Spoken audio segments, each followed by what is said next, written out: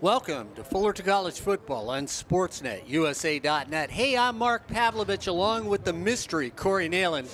We are the voices of Fullerton College Football as your Hornets end their season today against the Mount and San Antonio Mounties. That's right, the season comes to an end today, and it's going to be the Hornets who officially are standing right now at 1-8. That's right, they got a surprise victory just a little while back, so we're 1-8 right now, but at the end of the day, the season will end, and it will be a season that, as far as Mr. Pavlovich and Mr. Neyland are concerned, it's a season where the Fullerton College Hornets once again are national champions, and until somebody beats them, all you have to do is watch the coaches show.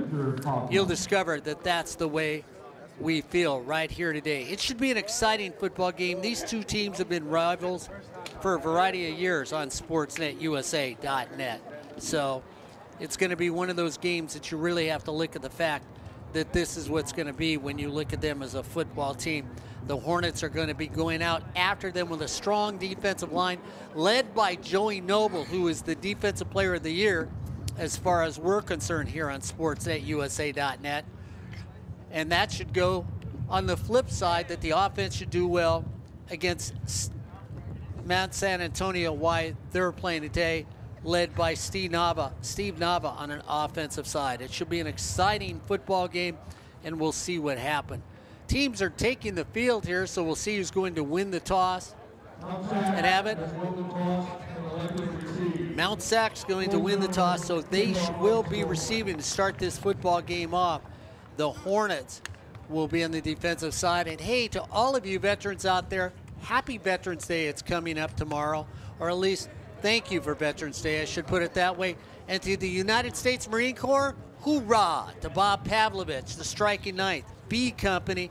Thank you, Dad, for everything you did. Yeah, I tell you what, even in spirit, once a Marine, always a Marine. That's who my dad was. Think of him right now when I think of the proud colors of those dress blues of the United States Marine Corps. So let's get ready for a little community college football. It's going to come to an end today for Fullerton College, but we'll see if it comes on a winning note.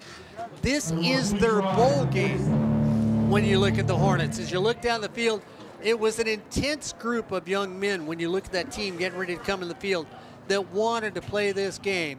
But right now, because of the Marine Corps birthday and Veterans Day, we get ready for the national anthem. Fullerton College Hornets. So Fullerton Hornets take the sidelines. Everyone please stand and face the flag in the south end zone as we have Marine veteran Josh Bruner, who served two tours in the Middle East and is currently a sergeant in the Army, lead us in the national anthem.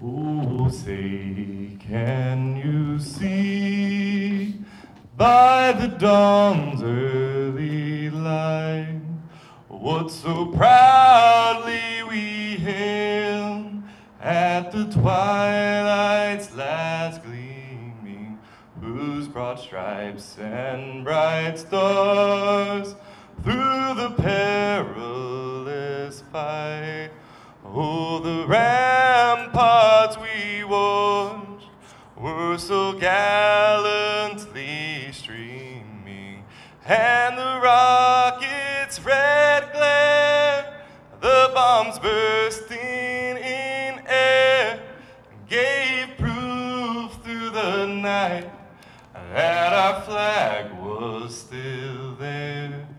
Oh, say does that star-spangled banner yet wave for the land of the free and the home of the brave? All right. Thank you, God. Thank you all who got this out there for your service. And also like to remind you also wake that game up. Be safe, shorty. Hoorah!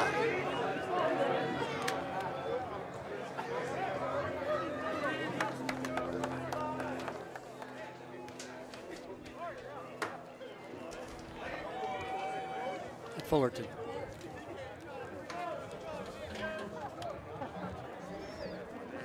So, Mark, how you doing? Hey, where'd you go? You know, I just been around hanging out.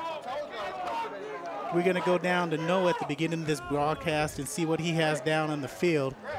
There you go. Last game of the season, we had some excellent barbecue. We want to thank the Noble family, the Stanton family, the Steele family, all the families, Narvaez family, everybody for coming out, supporting their squad, supporting their kids, supporting SportsNetUSA.net, and the TV broadcast crew and the production staff of Fullerton. I hope you guys got some ribs. I hope Joseph got you some, or were they all gone? They got some? Good to go. We're going to have a few people on today as the game goes on. One person I was already told we can't have on is our receivers coach. Okay. I had the word pass that down through the upper echelon of the coaching staff at Fullerton College. All right. He's too emotional, is what I got. A little bit. So you get to stop him at the door. Oh, look at There we this. go. Oh, my goodness. Speaking of emotional, There you go. Florida Gators on his what's that on his head? Okay. Hold on it. Is he here? Oh. All right, thanks, Jeff.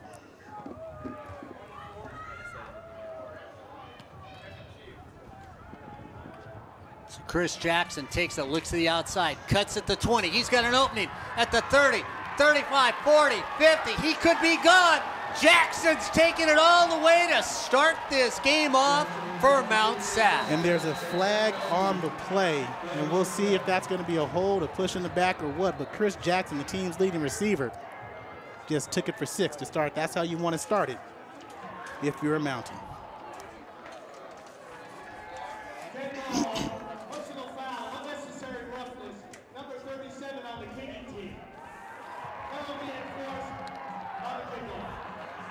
So it's a dead ball foul on Dre Major after the score.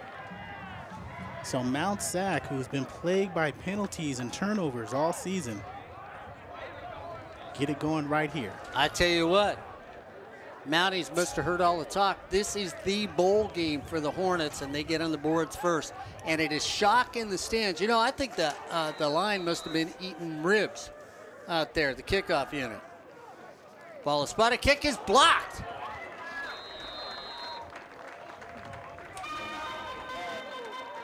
Corey, I had a great opportunity to talk to everybody on the field. Brian Crooks, Coach Garrett Campbell, Phil Austin. That's a wink to you with Phil Austin. What they a lot of emotion down there, Corey. I mean, really, it was more emotional. Got a lot of thanks from everybody. That's why I'm saying it's emotional, because, I mean, it really felt like we were all going different directions after this game.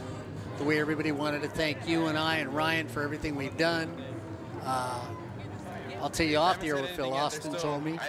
Something I don't think Phil would appreciate on the air, but a lot of love from all the coaches. I want to thank you. Tim Burns, I hope you're watching. Tim, we love you. You know, we've always loved you. Huh? Should be here right now. He should be? Oh, he should be. I thought you meant he was showing up here. Oh, right? No. Tim, yeah, you should be. We miss you. We love you. Heidi, we wish we'd see you once in a while here. So we're getting ready to go down to Noah after this kickoff. So the Hornets will receive this kickoff, and then we'll see what Noah's got to say.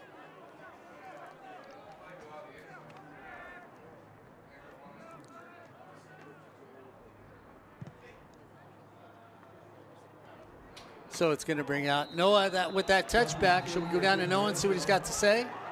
We should. Thanks, Mark and Corey. You know, in order for Mount SAC to compete today, it's going to be at the hands of their offensive line. Quarterback Steve Nava has a very special arm, and the offensive line coach over at Mount SAC, Coach Numata, told me before the game expect to see a lot of running backs and tight ends help on the edge rushers, and they're going to try and double team inside on Joey Noble. Thanks a lot, Noah. Appreciate it. So that's what we got early on, and we'll see if that happens the rest of this ball game, and we'll set up that offensive line and that defense in just a moment. Gresh Jensen comes out at quarterback for the Hornets. Avant Eckford at running back. Saddleback Corey comes up. Looks like they want to play bump and run. Going to call a double pass. We have holding down the sideline, and boy, if there should have been a flag, it should have been down the sideline because Xavier Green comes out and gets grabbed immediately before he runs down the field. Yeah, we'll get that lineup on defense in just one moment. Let's see.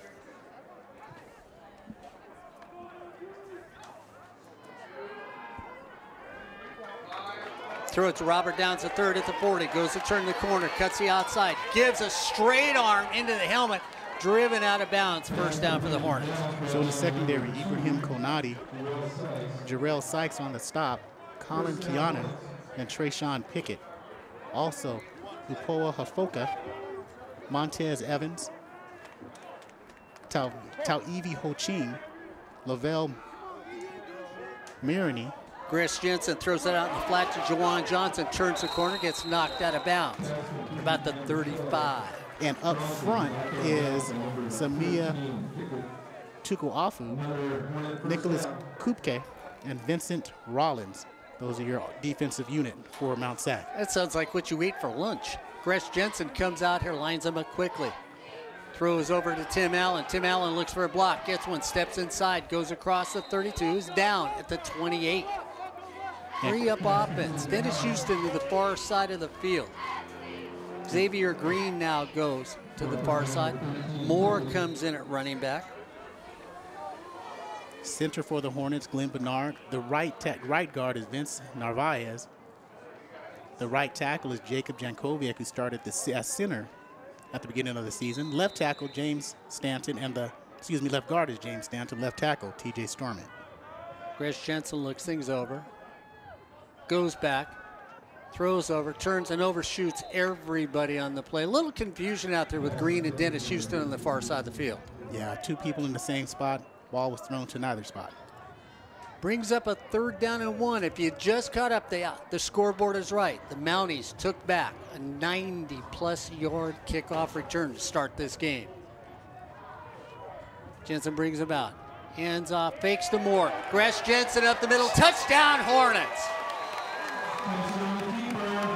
28 yards away, that's to do it. Jair Moore on the fake stretch. He takes it up the middle, 4-6. That's the 6th touchdown of the season for Gresh Jensen.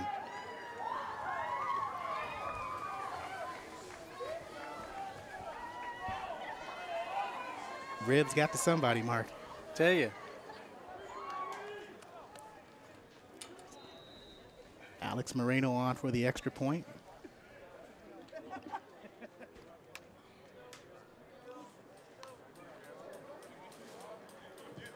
Kick is up, and the kick is good.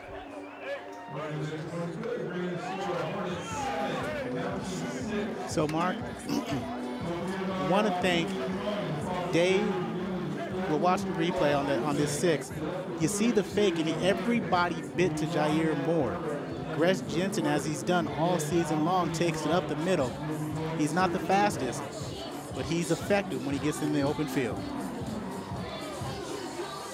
So I'd like to thank Dave, Gayla, and Hunter, the Storman family, all the way here, Mark, from Tennessee.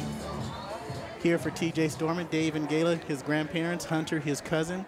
They say they always listen to us when we're up and we can get on the air. They'll listen to us and watch us. Well, we want to give a little thank out to everybody. That great uncle down in Mission Viejo, the real Bob Johnson. His uncles Russ, Ron Stanton, some of the other people associated with him.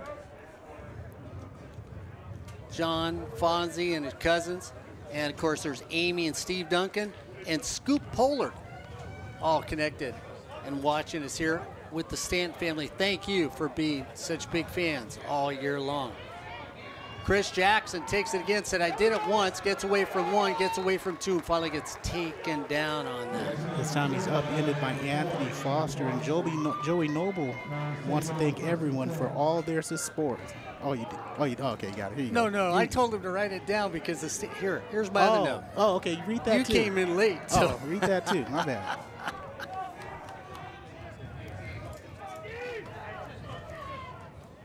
So the Hornets come up. Corey Neyland and Mark Pavlovich, Gabby Neyland, our last home game this year.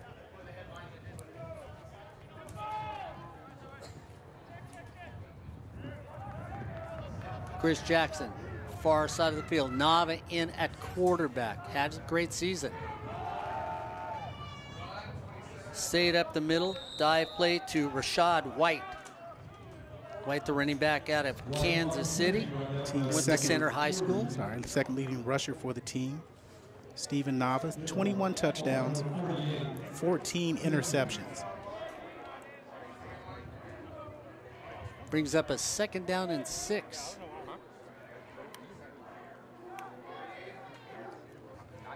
Jonathan Schofield in the slot here on the near side of the field, along with Treshawn Pickett. 2nd down and 6 for the Mounties. One more time. They try to run it, and Corey, defensive line didn't like giving it 4 yards in that first play. No, they didn't. That's Omar Gonzalez who gets credit for the stop. James Rawls stuffed up that middle, a lot like my nose right about now, very stuffed up. We'll get to that offensive line in the defensive unit for Fullerton in just a moment. Hakeem Macy now comes. Oh, it's not Macy. I thought Macy was in. It looks like it's. Well, it is. Yeah, Hakeem Massey is one of those guys who's a quick guy out of the backfield. So Massey in the game. Nava looks things over. Gaston on the near side of the field. Fullerton looks like they're coming. Nava looking to get a little time. Feels the pressure. Going to take off running, trying to make the sticks. Nava turns inside and gets taken down at the 25, and Corey, textbook tackling by the Hornets. It looked like he had room to get that first down. Peter Kasipwe was chasing, and Troy LaFridge, we'll mention his name during halftime, came up and Phil, watch this. He gets away from the rush. That's Joey Noble there, couldn't keep his feet. Kasipwe chasing number 33, and there is the stop. Robert Downs III will stand right at the 25-yard line. We get timeouts for the Hornets. So with 11:29 to go, it's Fullerton 7, Mount South 6 on sports@usa.net. 12 men on the field for the Hornets. So they get a quick timeout. Again, I want to say James Stanton and his entire family, especially his great uncle down in Mission Viejo, the Bob Johnson, and his uncles Russ and Ron Stanton, Joe, Jim, John Fonzie and his cousins, Amy and Steve Duncan and Scoop Polar. And they especially want to thank, especially James, wants to thank Brian Crooks, Zeno, Coach Zeno, and Coach Campbell for his development through the years. And you know what? You go ahead and take that note because I asked them to write it. After this kick. Okay. Because they handed it to you, we'll share. Since we shared their food. They handed it to Joseph. Well, he shared their food too. Robert Downs III gets ready. High spiral for Robert Downs. He looks, Corey, he thinks he's got room. Goes, stops, comes back the other direction, says, help me out, guys. Gets an initial block at the 40. Robert Downs on the inside gets hooked by the shoulder pads at the 49-yard line. Touchdown saving tackle by Jude Lejeune. And Joey Noble wants to thank everyone for all their support, especially his grandma, grandpa, who watch every game from Tennessee. Also wants to thank his aunt, uncle, and cousins as well. Here's the kickoff return. And there's Robert Downs III, changes. And he had a line here. If he gets past Nju, he might get 6. And they called that a face mask, Corey. I thought he grabbed him by the shoulder pad. Yeah, I didn't really see the face mask. I thought it was by the shoulder pad as well, but hey, Fullerton will take it up 7-6 already, 11-14 to play in the first quarter. Tim Allen to the far side of the field with Robert Downs III. Markel Raymond in the near slot. Dennis Houston to this side of the field. Here come the pressure. Gresh Jensen throws it to Dennis Houston. Dennis Houston gets knocked out of bounds. Nice, reasonable gain of 9. Flag should be roughing the passer against the Mounties. He was knocked out of bounds by the former Hornet last year, Ibrahim Kanoti.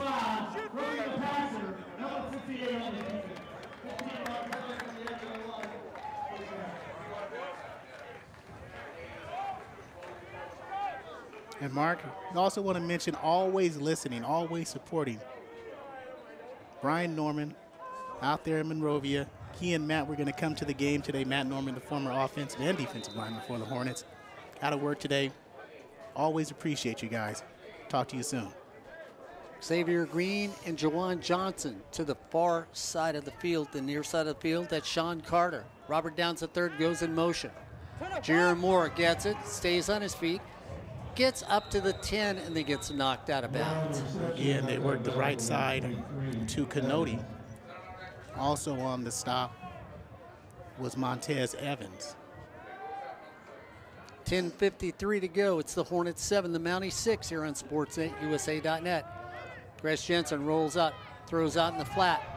Johnson gets it, crosses the 5, gets down to about the 3. It's going to be about a yard short of a first down. And he leads the team in receptions this season, Mark. That's his 33rd reception of the season. He's got 4 touchdowns to go along with those catches. 3rd down and 3. Jensen brings him up. More the deep setback. Goes on this side of the field. Incomplete pass. He tries to go to a back shoulder pass against Sean Carter, and there's a flag in the middle of the field. Yeah, it went right through his hands, over the heads of Canode, who has 6 interceptions on the season. You might see Jensen run it in again. And you watch the replay, and right through his hands, right at the last minute. It was there. It was a good throw. Just couldn't haul it in. Do we have a hold on Fullerton? I'm waiting to see what the signal is. Yeah, because we caught the tail end. Be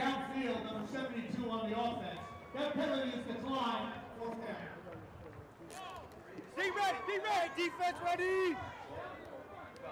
So an eligible receiver downfield, that's 3 yards past the line of scrimmage. Yeah, it is. So they would have said he had to be the line. They're going to say, and I saw Stormont in the end zone, Corey, but, you know, I mean, when you're down there, we'll see. Quinn Cummins now comes in. Hornets going for it on 4th down. Quinn runs a reverse. Touchdown, Fullerton College. And the move Houston put Dennis on. Houston gets in the end zone. And Treshawn Pickett gets juked on the play. So watch Corey, just mention this. Watch this play. He stopped short of the first down. Oops, I'm gone. Touchdown. And we had a discussion. Okay, can we have the Sugarfoot? Just old school Sugarfoot. And then come out. We talked in class. You were asking some questions to the class about the team. We said fastest player. And Jawan Johnson gets mentioned in that. I said Markel Raymond. You were asking about somebody else. I said Dennis Houston, and then you said, well, no, there was another third.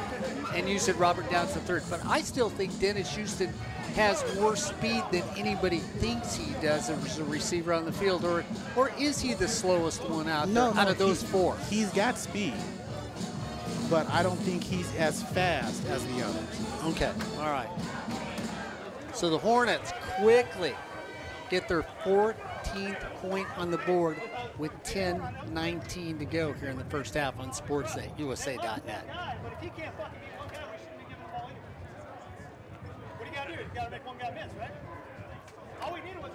So Mount Sac starts off quickly as Chris Jackson takes it back. Everybody thinks, uh-oh, here comes that slip-up game to end the season. The Mounties miss the extra point. Then Gress Jensen takes it from about 30 yards out on a quarterback keeper. He gets the first 7 on the board, and then Dennis Houston on a reverse from 5 yards out, gets the second 7 on the board, and we're sitting here at 14-6 with 10:19 to go. Jackson takes it, looks to the outside, tries to find an opening, got a corner, gets to the 20 and can get no further as he tries to string out the kickoff routine, and he just can't do that on a really nice tackle by who else? Anthony Foster, who makes that tackle, one of our wide receivers out of Carver High School in Memphis, Tennessee. There we have our pep rally band out there today. So if you hear that music, yeah, it's live. Steve Nava brings his team out. Bashore here on the left side. In the slot is Schofield. Nava at quarterback. Rashad White in the backfield. First down and 10, just short of the 20. Hands it off to White. White goes to the outside, gets back to the line of scrimmage, not much more. So now we'll set that offensive line. Okay. Angel Matute, Tim Dolan, Andrew Centeno, Tavita Moana, and Walter Harris up front for the Mounties. Schofield stays on this side of the field. Griffin comes in the slot on the near side of the field next to the booth. Chris Jackson goes out to the far side of the field, or the right side of the formation for the Mounties. Massey in at running back. Second down and 10 for Mount Sac. Nava turns, throws it over to Jackson. Jackson, the ball comes out. Is he down? I thought he was down after the catch. Chris Jackson, the team's leading receiver. Up front, Joey Noble, James Rawls. Blake Hill goes out in for Shane Darso, and Asher Froh. Mark, this is the most potent pass rush that Fullerton can put there. Froh has 5 sacks. Noble has 10.5. Darso has 6. Rawls has 6.5. Henny comes in the slot to the near side of the field. Massey stays in at running back. Third down and a long 6 for the Mounties. The Hornets come up. Here they come. Nava throws over here. Can't get it. Trying to go to Henny, and Henny just can't hold on to the football. Yeah, and they were coming with Troy LaFrid from the safety. He faked like he was coming out and then did a stunt around to the middle. He lined up on the outside, came on the inside, forced pressure on Nava for an incomplete pass. Robert Downs III takes one back today. You know, we are, because I'm waiting to say his mom's name. I got his mom's name right here, and I'm just waiting for an apt time before I, show it, because we thought she was coming on the air, but she said she was shy, and I told her, so was I. Didn't matter. Did you tell her I am? Like she believes that. Big kick off the side of the foot. Downs will get no opportunity for a run back as the ball's going to get marked. Should be. Boy, they're marking it, Corey, a lot further up the field than I thought. They're going to mark that at the 37-yard line, which is about a 15-yard punt. 8:51 to go here in the first quarter. It's the Hornets 14, the Mounties 6. You know who else shouldn't be shy? Sideline reporters. They shouldn't be shy out there. I thought you were going down to one just then. I was getting out of the way. No, we're not going down to one, but they shouldn't be shy. Quinn Cummins comes in now at quarterback. I call him Cummins. It's Commons. Hands it off to Eckford. Eckford on left tackle. He had all of California to run through to get a touchdown. And Ho Ching says, nope, we're going to cut you off right there. One of our players on our all-conference team. Stick with us at halftime. We're going to bring that up. Quinn Commons says, well, let me try it again on the right side of the field. Gets a gain of about 5 on the play. So it brings up a quick third down at the 31. Commons looks over. Dennis Houston here on the right side of the field. Xavier Green in the slot. They come. Commons has to have time. Throws down deep. Commons is looking for it. Overshoots and had no opportunity to get it to his receiver because Sean Carter was just grabbed and held. You'd have picked up the flag, wouldn't you? I pick up the flag. You don't make that. That was not going to be catchable anyway. You pick up the flag, let you play on 4th down. It's 4th and 4 for the Hornets. I don't like that call. You know, and that's actually not Navi in there, Mark. That's Dylan Fliniken, who's quarterbacking for the Mounties. So there he is on the outside. No. That's not good. That's not good at all. So sorry, Dylan. We apologize, Dylan.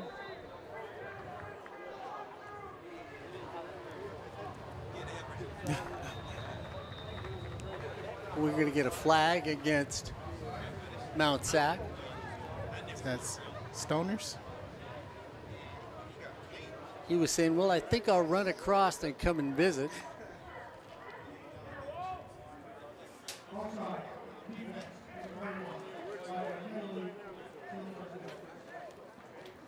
So they're going to move it up to the 11.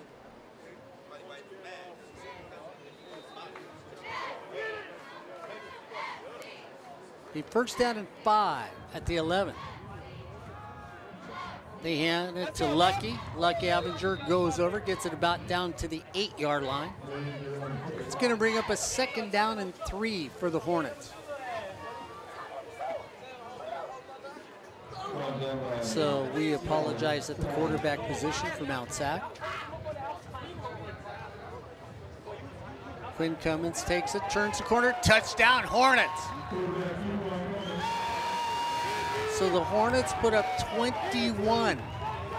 And we're halfway through the first quarter here on SportsNetUSA.net. Ryan Osborne, you need to send Corey Neyland a number and tell the franchise, how high can you count? How high did they teach him to count at Cal State Northridge?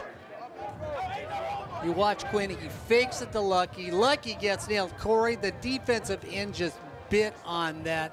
Commons gets in there. There's no opportunity for Ho Ching to make the stop on the play after he went after Lucky.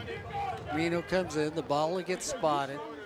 Ball is spotted, kick is up, and the kick is good. With 7:38 to go in the first quarter, it's Fullerton 21, the Mounties 6 here on SportsNetUSA.net. The #1 team in the nation here on SportsNetUSA.net. Yeah, forget the hocus pocus, people. We just say it the way it is. That's who this team is. When you go, or if you go to SportsNetUSA.net, you can see the California Community College Football Team poll, the National Division, the American Division.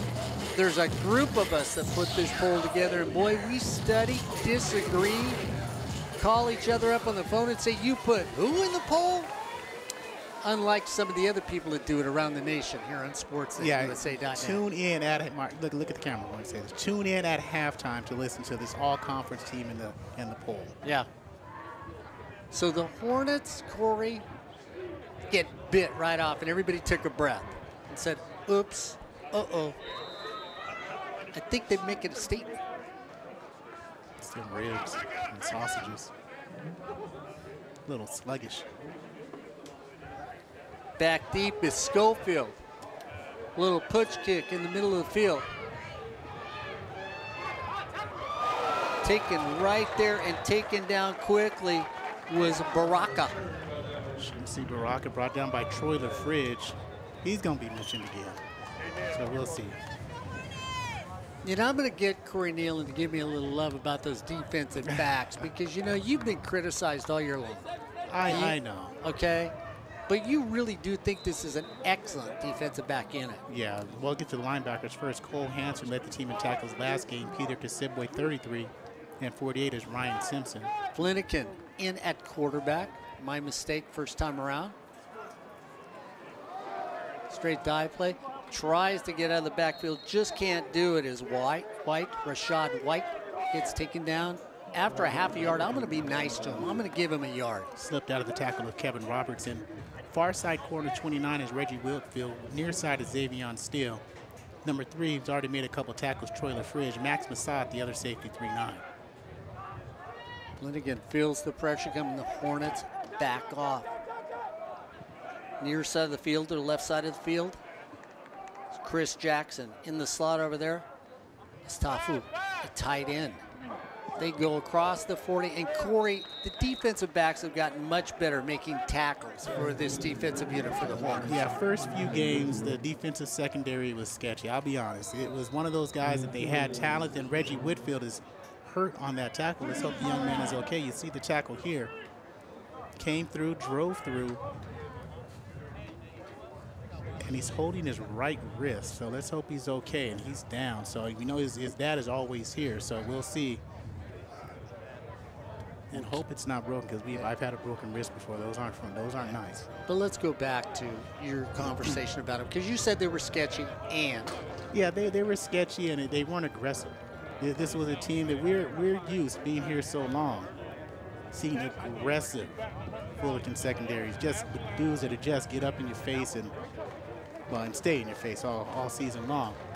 This group took time to get there. After the third game, it seemed like something clicked. Kari Henley, I'll say he's the leader out there because he started playing well. Xavion Steele always had the talent. He started to come around. He started playing up and close. He got the Angelo Ross type. Opposite side, Reggie Whitfield, Jay Brown. Those guys are starting to be more aggressive. Troy LaFridge came around. He's always aggressive, but they started making plays. And once that started happening, they morphed into the best secondary in the state. Flanagan stays in at quarterback for the Mounties. Shad White in at running back. Flanagan over. Quickly throws it over the middle, and a nice pass, Corey. He takes that 1-2 step, throws the football, and gets it out quickly for the Mounties. Tackled by Jay Brown. And Mark, that's either going to be a pick six or a six the other way. Chris Jackson here on the left side, near side of the field. Schofield in the slot next to him. White staying in at running back. Hand it off to White, straight up the middle. It gets through Corey. White picks up a gain of 9 on a straight dive play right off center. Yeah, 6'1", 195. Good work up front. It's designed to come back. It shows to the right side. Then it comes back to the left, and that's where the lane is. White found it and rumbled for 9. Averages about 6 yards a carry when he touches the football. Flanagan's got him moving. It's going to bring a second down and a long one. Goes back, has time. Going down deep the middle of the field. All alone. Should have been a touchdown. Shoulda, coulda. Should have been 7 for the Mounties. Gaston Beauchereau, 6'2", 185 out of Calabasas. And we were just talking about it. That out play was either going to be a pick six if they throw the out. Here's the replay. Or it's going to be a touchdown for Mount Sac. And he had 2 steps on Beauchereau, a little bit underthrown. Jay Brown came through and punched it out from Beauchereau, and Beauchereau knows he should have had that. Flanagan now 3rd down and 1. Keeps it himself, goes up middle, gets a block, gets a 1st down across the 40. And Mark, that's why you want to always go up, and Noah can attest to this as a linebacker. You always want to go up at its highest point to make that catch instead of making it to your body, because a linebacker, defensive back, you come through and punch it out of the hands. Jackson out to the left side. Straight dive play one more time to White. White gets maybe a half a yard on the play. So far, no sacks in this game for that defensive line. They're about as plugged up on that offense as your nose is plugged up on the air right now. Corey Neyland taking an antihistamine down to the field. Flanagan comes up. White stays in at running back. Tries to get the Hornets to jump. Jackson to the near side of the field. On the far side of the field in the slot is Schofield. Bowden is to the far side of the field. Those are your receivers for the Mounties. 2nd down and 9. Flanagan comes over again, makes a pitch and a cross. Across the middle of the field, Jackson, who just took one back in this game, Corey, is a wide receiver. Chris Jackson refuses to go down and gets down at the 2.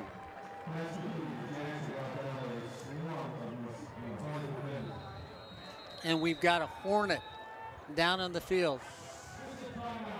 So Flanagan gets it out early to Jackson. It wobbles his way. He gets one person he beats. He puts a move on, and Corey, you talked about putting moves on Sunday. Troy LaFridge looked like he was iced to the turf. Somebody should have defrosted him earlier to make that tackle, and he just didn't do it.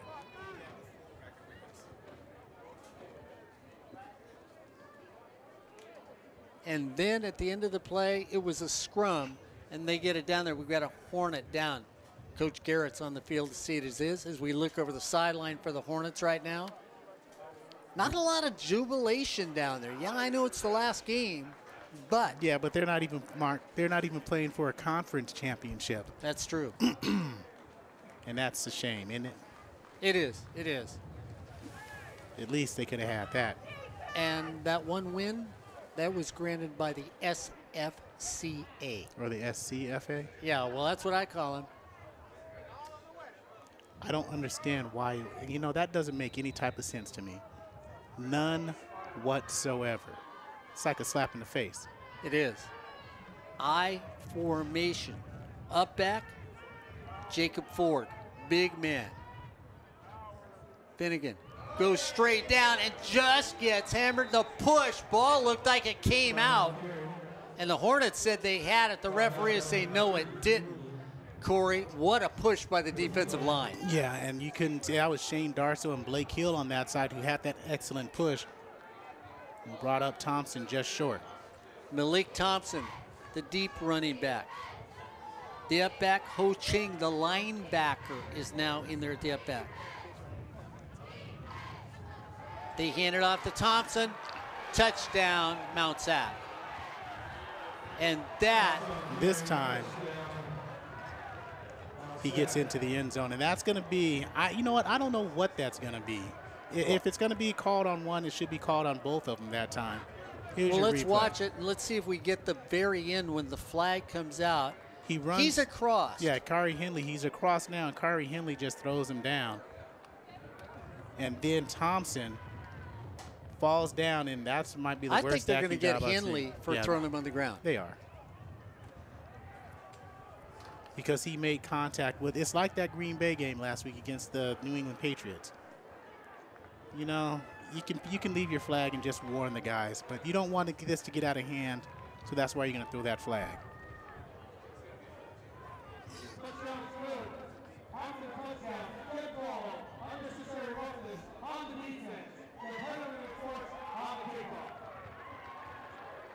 So the Hornets once again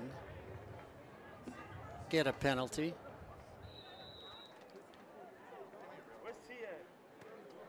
Ball is spotted, kick is up, and the kick is good.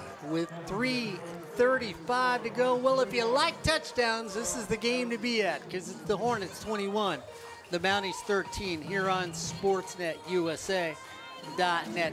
Stick around for us, and don't forget, you know, when you look at this game, you look at these beautiful uniforms, you go, boy, I look great in white, or maybe like Corey likes the blue and gray of the Hornets. Well, you can take your team down to EliteSportsUSA.net and say, you know what you need to do? Make me look like a Fullerton College Hornet. Well, how many players? I got 100. Okay, no problem. How many sizes? You name it, no problem.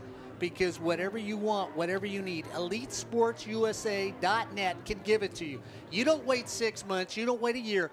They've got the largest selection and the largest inventory around that if you need it today, you want your sports group to look great, no better place to go than EliteSportsUSA.net. That's hockey, softball, lacrosse, soccer. I don't care what the sport is. Go to EliteSportsUSA.net.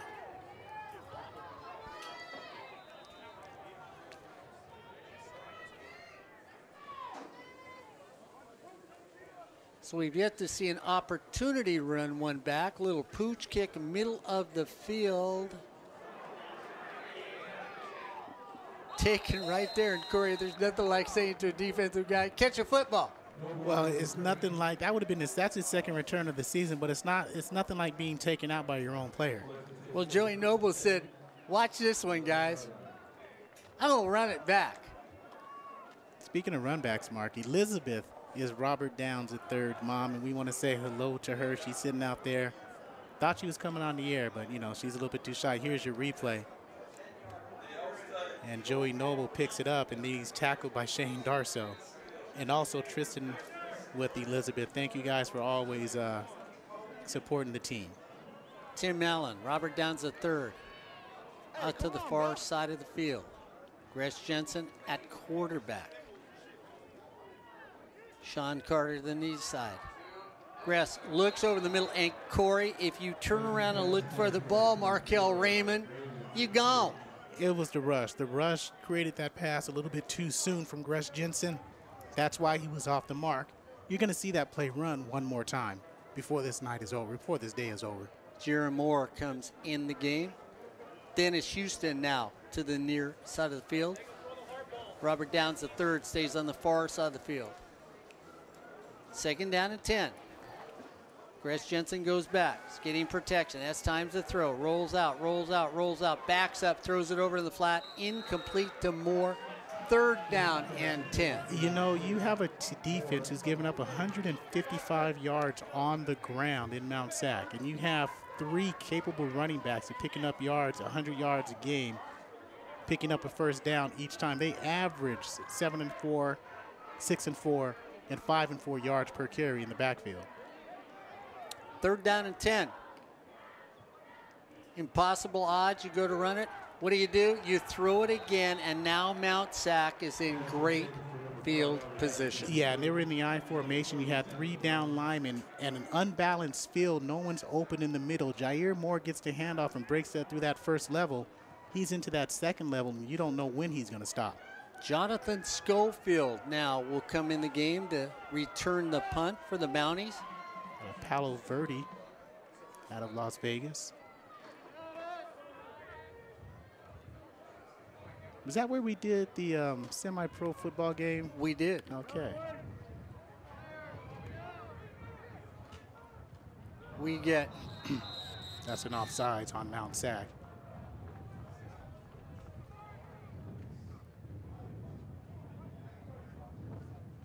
It's going to be against Mount SAC. It's going to be offsides because they were turning around to check Corey Lewis. And that's when they jump. So it'll be 4th down and 5 instead of 10. That helps a little bit. And you can hear the Mount SAC coaches saying, how can you jump offsides? You're right over the ball. So that gives them 5 more yards. Back in the day, this would have been a Tim Burns special where they'd go for it. And that didn't help at all, Corey, because that is technically going to be a 2-yard punt. 12-yard punt? 7. Oh. Yeah, they might want to go for that one. If you knew, hindsight being 20/20. But that's okay. That's not the best kick Corey Lewis has had all season, so he'll redeem himself next time. Jaden Gardner in there, linebacker now for the Hornets, along with Alan Giron. And watch the punt, Mark. Looks like a duck. And somebody shot it right in midair, and that's why it only went 7 yards. Flanagan comes back in. I formation for the Mounties. The Mounties said to Corey Neyland, well, you said if you can run against the football team, that's exactly what you do. Gain of 7 on the play. And Tyler Hogan makes the stop, wearing number 31 in blue for the Hornets. Kari Henley back in there. He's wearing number 7 for the Hornets. Hogan out, Whitfield in. Thompson, the running back. I formation, gain of 5. Hand it off Thompson, left side of the line. Gets taken down right at the 15, just short of a first down. Malachi's doing a nice job. He looks bigger than 5'8", 195, doesn't he? He does. 3rd down and 3.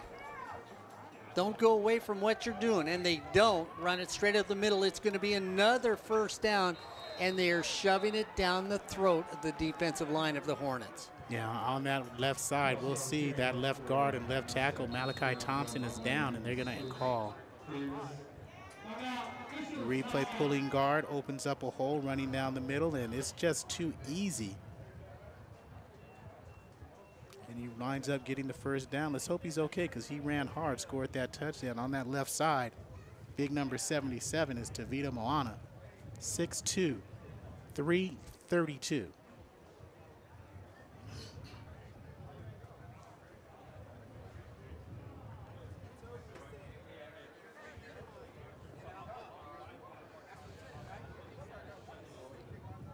So Thompson still down on the floor, 21-13, 2:19 to play in this first quarter of play.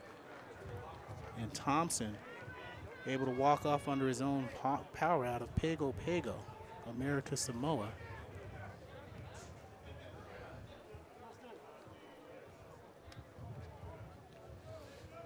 So it'll be a first down and 10, 21-13 score. This is not what you expected, really, coming in here. Well, it's the last game for both teams, Mark, really, because Mount SAC comes in at 5-4. Straight off the middle one more time. Already got one touchdown. Go back to White. See if we can get another one here. 13 points for the Mounties, 21 for the Hornets. We've got 2 minutes to go. We could have 41 points in this first quarter.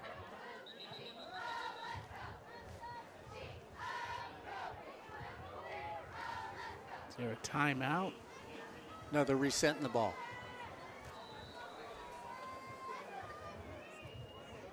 So they reset the ball. Dylan Flanagan comes up from Yorba Linda High School at quarterback for the Mounties. I formation. Deep setback on that is going to be White. They hand it off to White. White tries to go to the right side, goes down. And the Hornets say, we've got the ball. This is twice again, Corey. Let's see what the officials call. And we'll like to see a replay on that one because you can watch number 33, Peter Kasibwe, come from behind and force the fumble. Joey Noble recovers the fumble. And if we got a replay on that, watch out, because the lane was open. Watch here. Coming from the left side is Kasibwe. Gets the handoff there to Moore. He comes and brings him down. Ball is out. Noble jumps on it. Excellent play, because it was a good job of that play to set up, because he had a hole to get through. He's going to pick up 4 to 5 yards, but Kasibwe made an outstanding play from behind. That recovery was for the Bob Johnson down in Mission Viejo. That's his second fumble recovery of the season. Font Eckford comes in at running back. Gresh Jensen at quarterback. Near side of the field, Jawan Johnson, Xavier Green in the slot. Robert Downs the third on the far side of the field. First down and 10 at the 10 for the Hornets. We get a flag. It's going to be a delay. So we move that back 5 yards. With 1:28 to go, it's the Hornets 21, the Mounties 13 here on Sportsnet, USA.net. Gresh Jensen looks things over. Gives it off to Eckford. Eckford puts a move on there, Corey, and should have been dropped 4 yards deep behind the line of scrimmage. Yeah, but still, that's good defense by the Mounties. Montez Evans makes a short tackle. Gets him back near the original line of scrimmage. Gain of 4 on the play. Second down and 11 for the Hornets. Gresh Jensen goes back, throws it out in the flat. Little spin move taken right there by Jawan Johnson. Catch number 34 on the season. And mark him down just across the 15. It's now a 3rd down and 5 for the Hornets. Johnson stays out here. Green in the slot on the near side of the field. Gress goes back, pump fakes, and throws it away.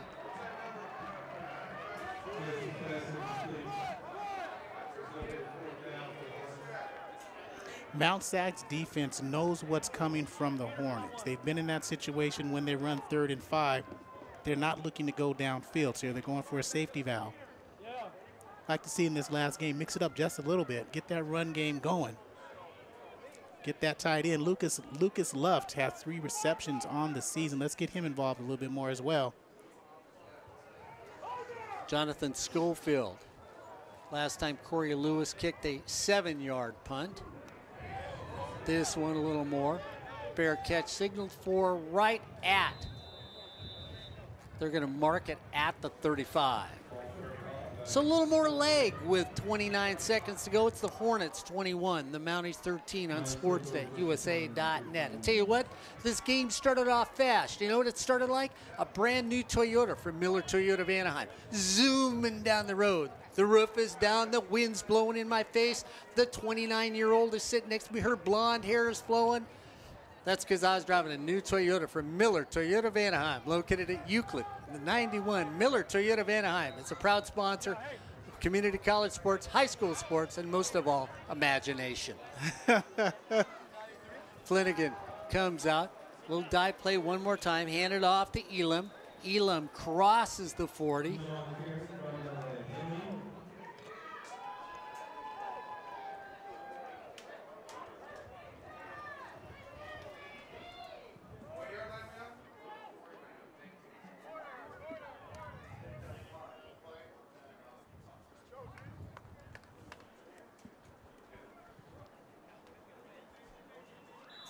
So that's going to bring us to the end of the first quarter. As we come to the end of the first quarter, it's the Hornets 21, your defending national champion. The Mounties 13 here on Sportsnet, USA.net. So like I was saying, I'm driving down the freeway and I got my 29-year-old blonde's hair blowing in the breeze. We're having a great old time. Of course, everybody wants to know where we're going. Well, we're driving to EliteSportsUSA.net because we got to look slick. Not only do I look good, I look sort of like Freddie Dryer. Sort of. Sort of like Freddie Dryer. Yeah. And she just looks a lot better than me in my imagination. You can be Fred Dryer's stunt double. Yeah, we're in that new Toyota from Miller Toyota of Anaheim. We pull up and we say, hey, you know what? We're going to be out there playing lacrosse next week against Corey Neyland. We want some unis that make us look like a match set. No better place to go than EliteSportsUSA.net. That's right.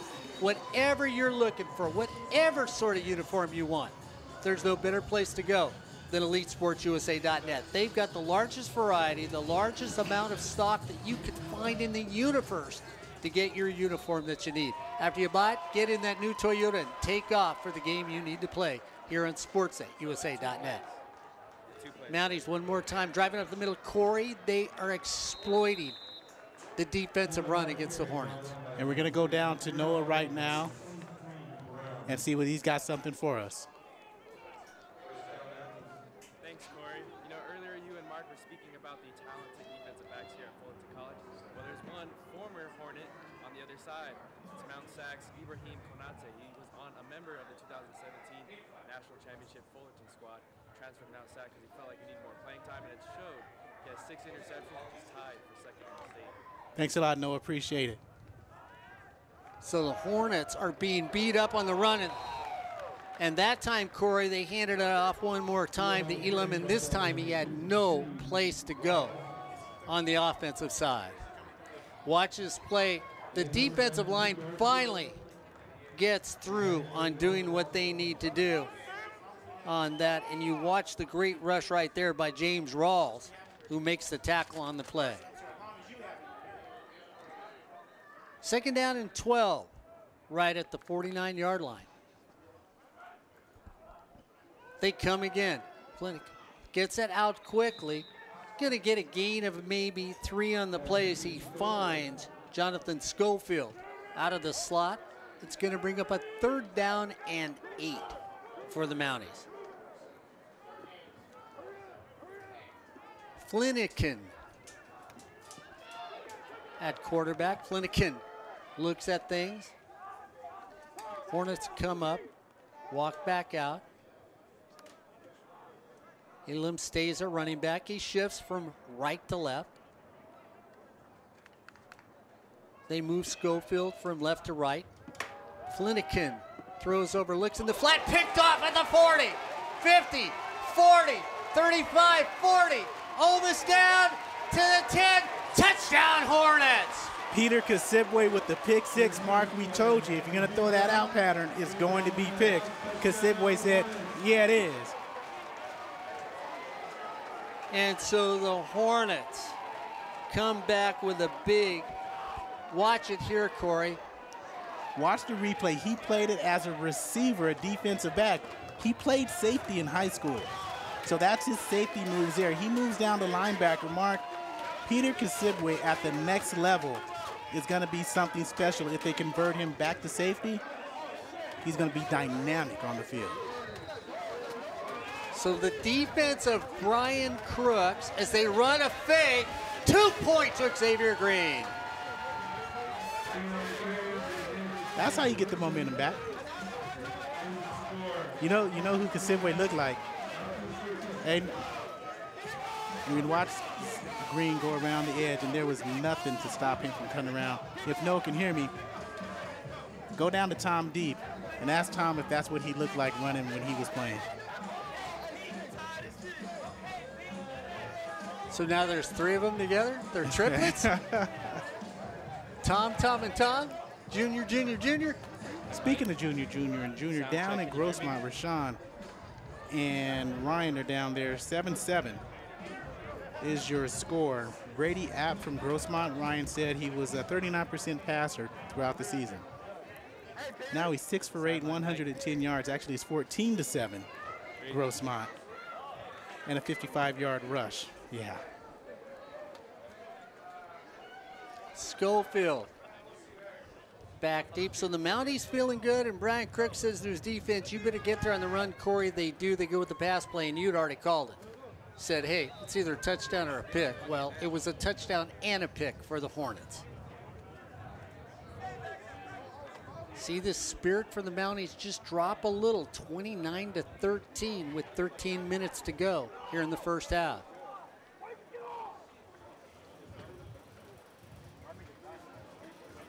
Hornets trying to add on 5 more players on this kickoff. That's Levi Wait a minute, is that a violation?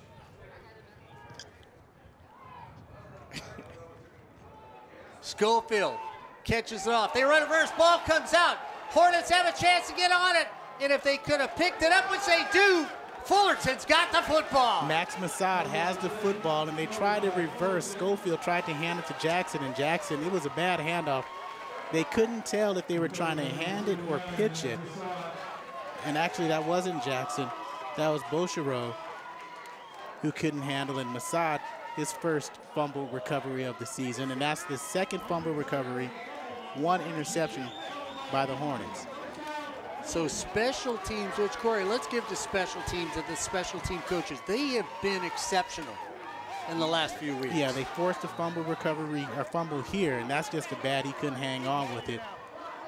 And they have a blocked kick as well, and he chases it down for the recovery. And nice job for the Hornets as Commons is back in now. Quinn Commons in at quarterback.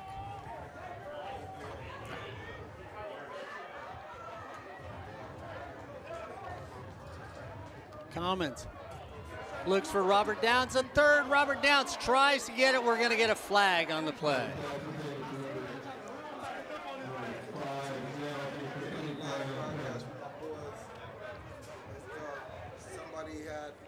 Too many ribs. Too many ribs.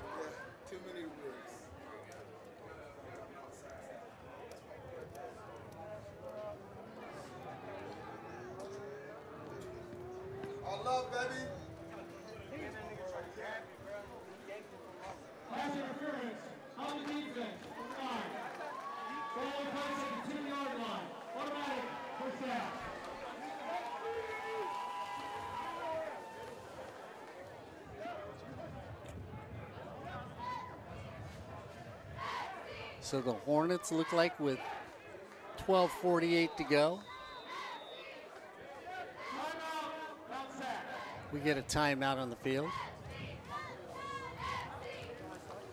So I have to tell them, do I have to tell them that you were saying that the defensive backs are just great all the time? Do I have to lie on your behalf, Mr. Neyland?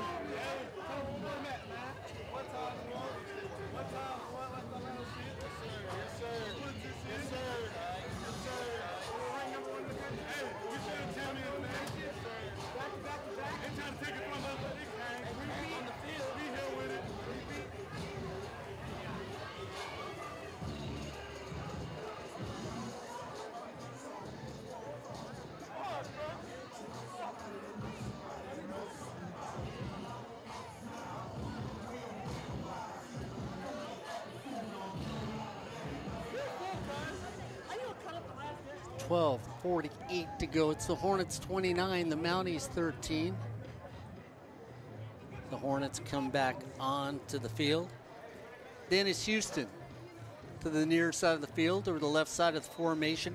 Next to him is going to be Xavier Green.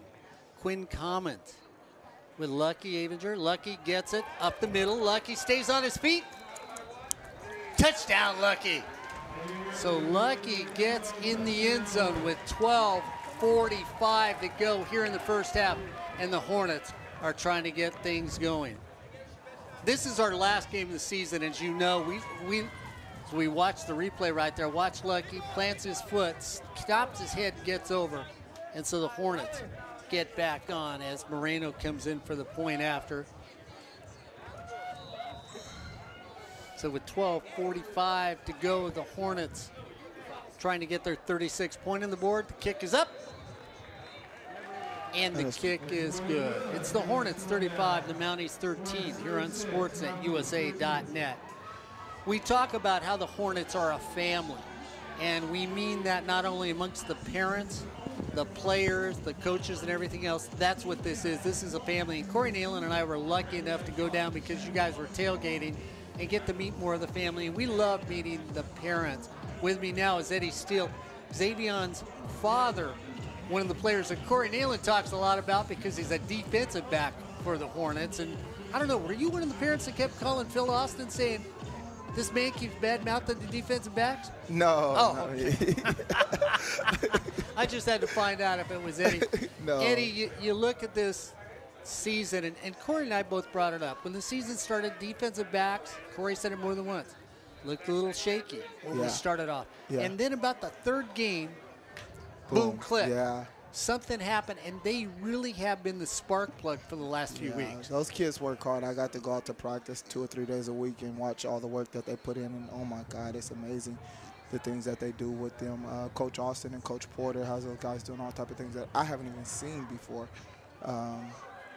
Little pooch kick down the sideline, sorry. Some of the drills and stuff that they do is amazing, and it just took a while for those kids to gel together as a unit, and now you see going into the last game of the season what they were able to do. It's pretty amazing. You talked about Phil Austin, and we know Phil Austin very well. Love Phil. But every once in a while, Phil can get into people's ears. Yeah. He doesn't let kids float. So Xavion's experience with Phil? He loves it. That's the type of coaching that he likes, is that hard, push me now and it'll pay off later. That's the same way I am at home and in the gym and everything. We work, 4:30, 5 a.m. workouts, just trying to get better day in and day out. And then when he hits that also on the field, it just translates over and over and over again. And the consistency between what I preach and then what coaches bring to his head is what's turned him into the player he is today. One of the things that get lost, and I was talking to the Nobles and the Stantons out there, and I'll say it to you too, parents don't get enough love when you talk about collegiate athletics. I mean, these are grown-up men, but there's people at home like yourself, your family, that support them and instill certain attitudes in their minds. You were talking about the workouts you do. So, I mean, how did you take this young man, who's a fine young man, I love talking to him, and work with him as that one almost gets picked off down there, as the years grow from the little guy to where he is today? Well, his mom was also a collegiate athlete, and she did a great job of preparing them for the challenges that they have today. I don't know if you guys know, but he has a twin brother that's at UMass as well right now. They're minutes apart.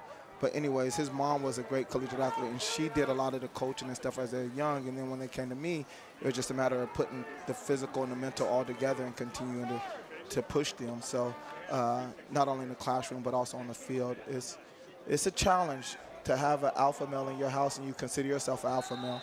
It's a definitely challenge day in and day out. Definitely a challenge. Like you said, they're grown men. They're grown men at 19, 20 years old. They're grown men, and they let you know that consistently. So it's not easy. Corey Neyland, I got to ask you one thing, though. Every time I talk to a dad of a defensive back, they look like they're 30 years old when they walk in here. They're in, this is no, ask Corey, this is true. They look like they're 30 years old, and they're in better shape than you and I, you'll ever be. Better shape. I mean, you talked about you get it before, so tell me a little about yourself, because I know you're a strength conditioning coach down at Golden West College, right? Yeah, I was for the last 7 years. I took this year off, obviously, so I could be here and watch these boys play football. I also coach at Kenyon High School for the last 10 years as a strength and conditioning coach. I just love being around the kids. But every day is a grind. We preach it and we teach it and we preach it. And every day we go out, we work out 6-7 days a week. Blake Hale, number 90, worked out with me last night. We watched the movie Program for the first time ever in his life. That made me feel really old. That movie is 26 years old. But yeah, a lot of the boys come over, we barbecue, we work out, we do things.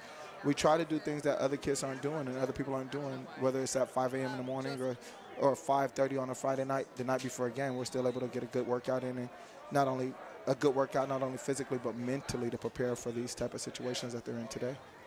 Hornets backed up deep. Gresh Jensen rolls out, looking to come the other direction, tries to throw a back shoulder pass to Dennis Houston, doesn't work there.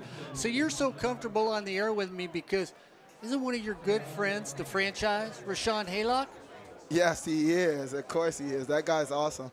He's over there all the time with the Rustlers, man. For the last 7 years, I've got to hang out with him before games. He come to practices. He's amazing. The things he's oh my God, he's crazy. We'll see him on a Saturday at 12 o'clock in San Diego and at 7 o'clock in Ventura. I don't know how he does it, but he's all over the place. He's a great guy. Tell me, how many pairs of shoes have you seen him in? Because we know he owns 200. You know, Next time ask him. I never look down at another man's feet. I'm sorry. I can't. Well, we found a new revelation about Eddie. So if he's looking down, he's not looking at your feet while he's standing here. I like to look at legs and butt and things like that. Hornets put it on the ground. The Mounties are after. They're going to get that turnover. Oh, no. So they've got turnovers back and Fumble on play. in this first half. Let's go back to Xavier, Coaching. your son. I No, mean, great defensive back. So Yeah. where's he looking? fine. He's testing that. He Watch told me to hold on. I don't know what's going on here. Okay. drop Yeah, down. count. It was a Oh, clean gotta handoff. keep One, Just dropped on the Got to cover ground. that ball up.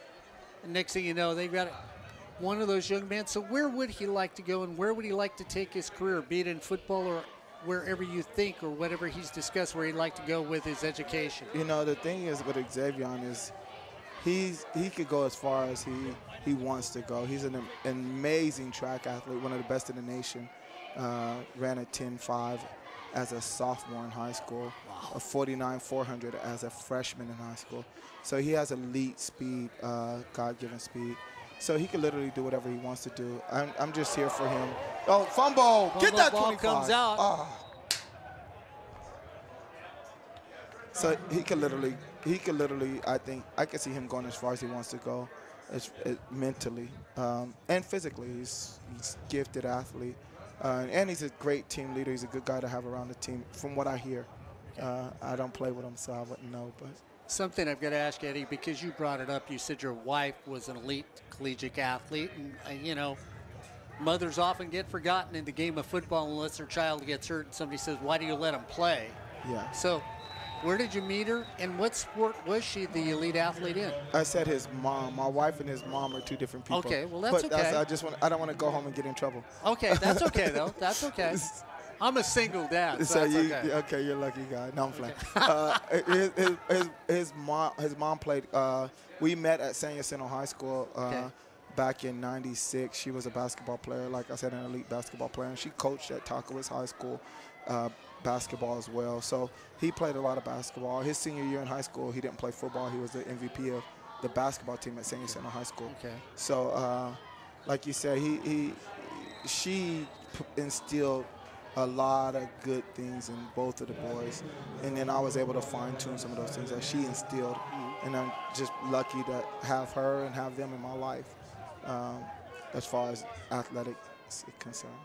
You know, well, it takes two parents no matter what the situation is, so you both did an outstanding job when you look at them. And that's the thing, is he talks about, when you talked about his future and everything else, is there someplace he'd like to play that he talks about, or he's just going to Right now he's all Hornet all the time. I've heard rumors of a couple of schools that like him, but like I said, he played at Orange Lutheran his junior year, returned kickoffs for touchdowns, had interceptions, locked down, and what they say, strapped guys that's at Stanford now, and this and that. And right now he's enjoying his junior college experience. He loves his teammates, and he's all Hornet all the time. When the time comes for him to start thinking about going to the next level, hopefully he throws me in the bucket with him, and I hope help him make the decision. But for right now, really, it's all about winning this last game of the year, having the perfect season, going 0-10, and moving on from here. So. Look at Corey Neyland and tell him how often you work out so that he can get back to where he needs to be. Man, we work out 8 days a week at Steel Fitness right there in Orange, California. You're more than welcome to come. Come on, man. Come hang out. I'm trying to take care of my friend. He needs Exactly. to, he needs to drop that blood pressure, get rid of those bad little things. I'm old, so I don't worry about it. Well, I don't know. You guys came to the tailgate today, and the things that I cooked, I don't even eat. So you guys didn't have no problem eating it all up. So that's the first thing we need to work on. Boy, he knows us pretty well, doesn't he? We're in trouble. And it only lets you get back to watch the game. Thank you. Thank you very much. So and thanks for being a wonderful dad. Thank you so much, man. and a wonderful person. We appreciate it. Awesome. Thank you for what you do for everybody on the community college level. I appreciate you guys. Eddie Steele, Xavier's dad. Defensive back you need to keep your eye on as the years go by, because this is a young man that is going to grow on the collegiate level. Mount SAC having an opportunity. We get a flag. They're short. They give them the touchdown. So ball must have come out. They gave him the touchdown.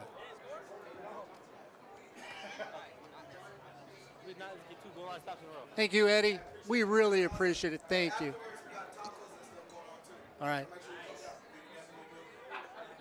Back to back. I know. I needed another hand, too. So they call it a touchdown, Corey, on the field, offsides. And, Corey, this all gets set up again where Gresh hands it off. It's a clean handoff, and the ball gets fumbled out. So it was an outstanding play by the Mount SAC Mounties linebacker. I couldn't see the number. I know it wasn't Ho Ching, because Ho Ching, he made the recovery, and he poked it away from Jair Moore, and that's why they have 6 points now after they convert. And Mark standing next to Eddie. Ball is spotted, kick is up, and the kick is good. With 9 minutes to go in this first half, it is 36-20 in favor of the Hornets on SportsNetUSA.net. Standing next to Mr. Jill, that was Kevin Hill. Oh, okay. Blake's dad. So I tried to get him on, but he said, I don't know what to say. I said, Mark will do all the talking for you. But no, it's good to have these parents and the parental support all through the years that we've been associated with the program. It's always been outstanding. You know what's nice, though, is I was getting text doing it, and everybody was saying, which one is Eddie and which one is Mark? I can't figure out, because you guys look, you know, it's same thing with Fred Dreyer last week. Everybody gets confused because here's the thing. Have you ever seen me? Watch.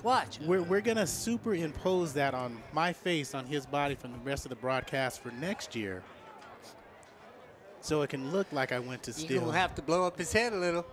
I'm going to have to grow my hair out a little bit, and, well, you know. I mean, he walks in here and somebody goes, yeah, I got a 20-year-old son. It happened last year, too, with the defensive back parents. They would walk up, and I think, so what, like you're like, what, 28? Yeah. No, I'm in my 40s. That's my son. And you go, oh, my goodness gracious. Nice guy. Just an excellent guy.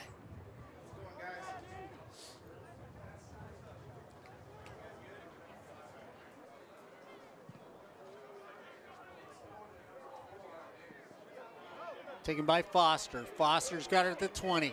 Cuts inside. Foster goes down, just loses his footing at the 30-yard line. Nice return by Anthony. He's always looking to break one as well. I got to say something. I think we were both wrong. What's that? I think the fastest guy in the team.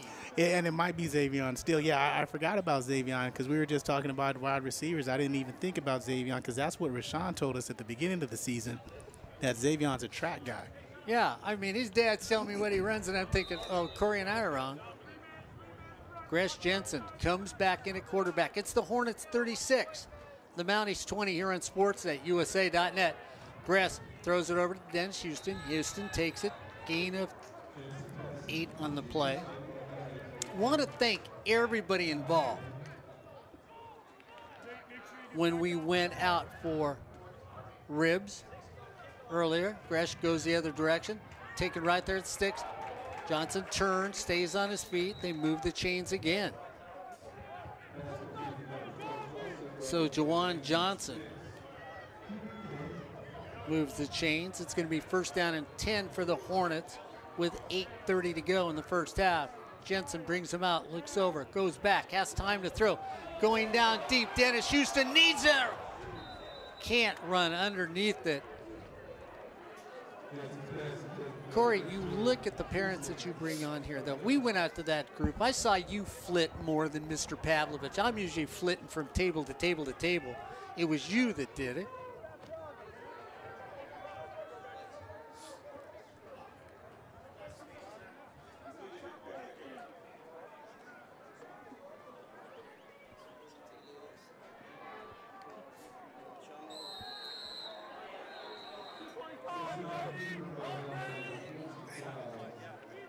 That's why I'm built like Mr. Steele. Did you see me? Look at that. Look at that. I only work out 3 hours a day, 1 day a week.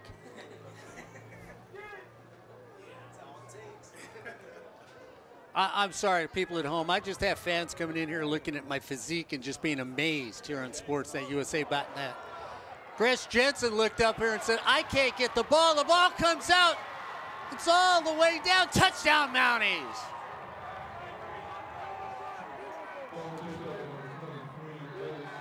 Montez Evans pulls it in. We have a flag. Are we coming back? And here's the replay. Looks like oh, the defensive offside. back is lined up offside. Yeah, he's in the neutral zone. Was that Kanade?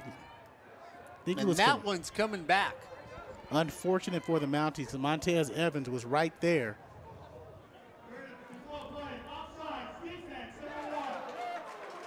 Unfortunate. Because on the replay, if you have it, do you have the replay again? If you do, we'll see what happened to it because the Mount Sac coaching staff is not happy with the call.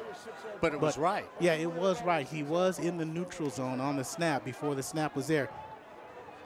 And so that's why. So here it is. One right at the bottom of your screen. He's in the neutral zone. Just keep it right there. He's in the neutral zone, and that's the penalty. They don't get 6. Thank you, guys. Great shot from the TV department here on sportsnetusa.net. Always want to thank them from Fullerton College. Chris Jensen gets bailed out and says, help me someone, and they eat him alive like mosquitoes on a warm, muggy day.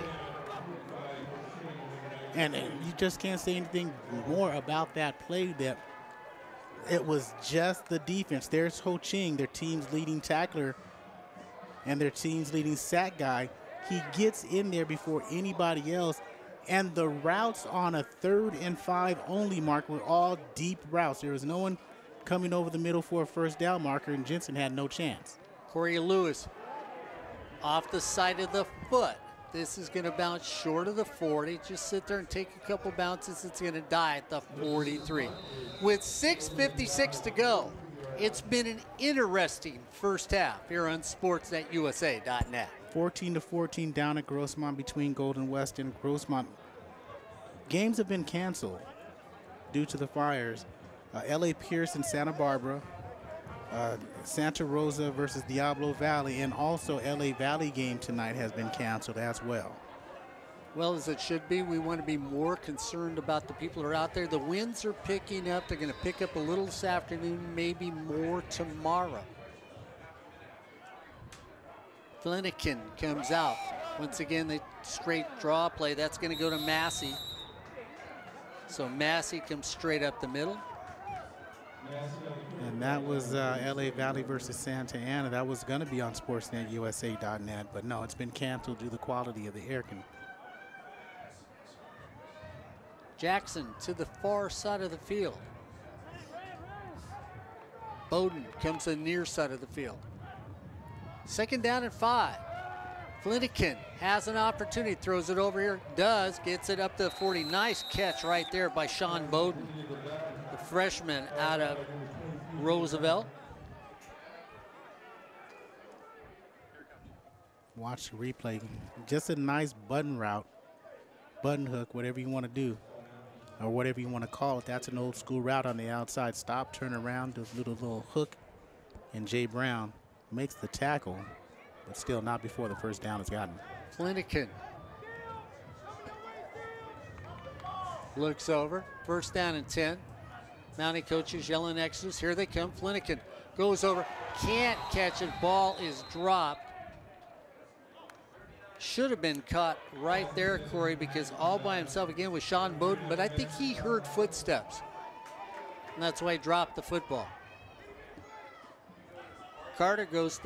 Jackson goes to the far side of the field. Next to him is going to be Henney. He's got a great set of hands for this Mount Sac team.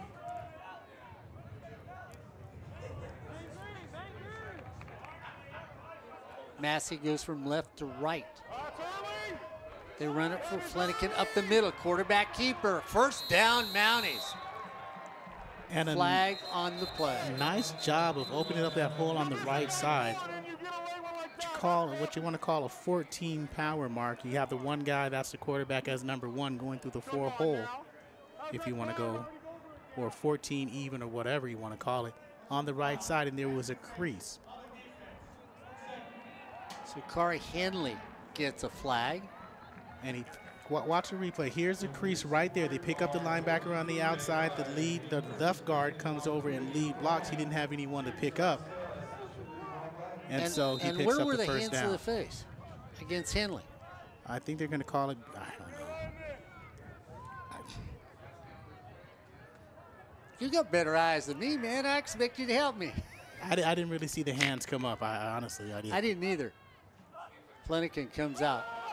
Keeps it himself again, goes the outside, goes down quickly, knows he's going to get hit there, crosses the 10, down to the 8. We're at the 5-minute mark in the first half. It's the Hornets 36, the Mounties 20 on sportsnetUSA.net. Right side of that line is doing very, very well. Walter Harris is that right tackle, and Tim Dolan is the right guard. Far side of the field is Chris Jackson. Henny in the slot on the far side of the field. Massey is the running back. Flanagan, quarterback. Nava normally starts. Hornets come up. They run a blitz run and give it to Massey because it was a run blitz that they were running against them. And the run blitz should hit every gap. And Massey finds a hole and gets through and gets down to the 5. Alan Giron on the stop, and here comes Fullerton starters. That first unit.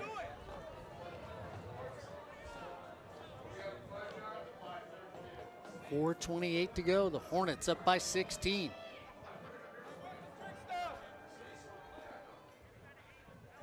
Clock ticking here on sportsnetUSA.net.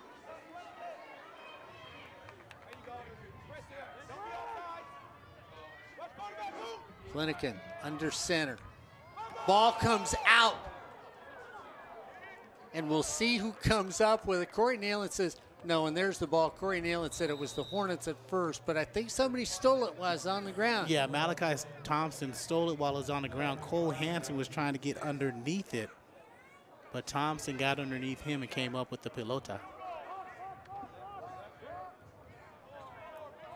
Bad snap. Was he moving beforehand? No, he just got caught on the pulling guard, and there was no way he could pull out and get that. Honestly, I still don't know how Thompson got the ball. Neither do I. So they're going to come in, attempt a field goal. Dunkel will come in. Ball will be spotted. We get motion, and now who's it against? And we'll see. They're going to say it's offside against Fullerton, and Joey Noble is saying Mount Sac moved. Let's see this replay. And we can't see that right side, so we don't know what happened if there was movement on the right side. Oh, I guess there was. Okay, so it was a false start. And it was Henley who came up and almost jumped and went back. Henley saw the motion, Corey. And that's who, when they showed the replay, thank you again, Fullerton College TV, for some great shots this entire season. So we're going to mark it back to the 18. You add on 10, 28-yard attempt. Ball is spotted. Kick is up. Line drive right down the middle. That looked like a left-handed hook by Corey Neyland here on sportsnetUSA.net. Now 6 of 11 on the season. And, you know, Mount Sac Fullerton is one of the best rivalries in college football.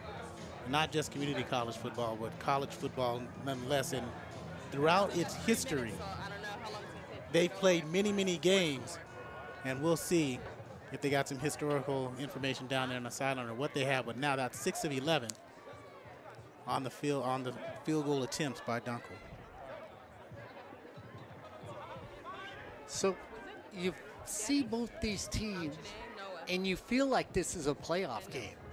Yeah. I mean, you don't feel like this is the last game of the season. Oh, let's get done. You know Fullerton's not going to this postseason. Mount Sac, depending on how they score this game, I don't know if they're going to give Fullerton a win if they win it, or if they're going to give them a forfeit. If not, I don't know anymore.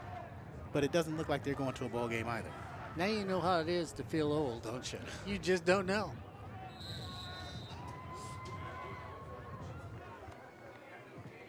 So Foster back deep as we're sitting 36-23. You're on SportsNetUSA.net. Hornets in front. Taking it to 10.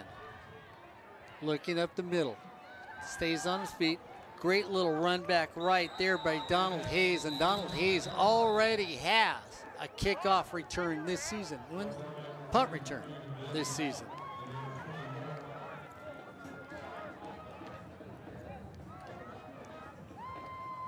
Another flag comes out. You know, it's a pretty good turnout for Mount SAC across the way. We know it's a great turnout for the Hornets.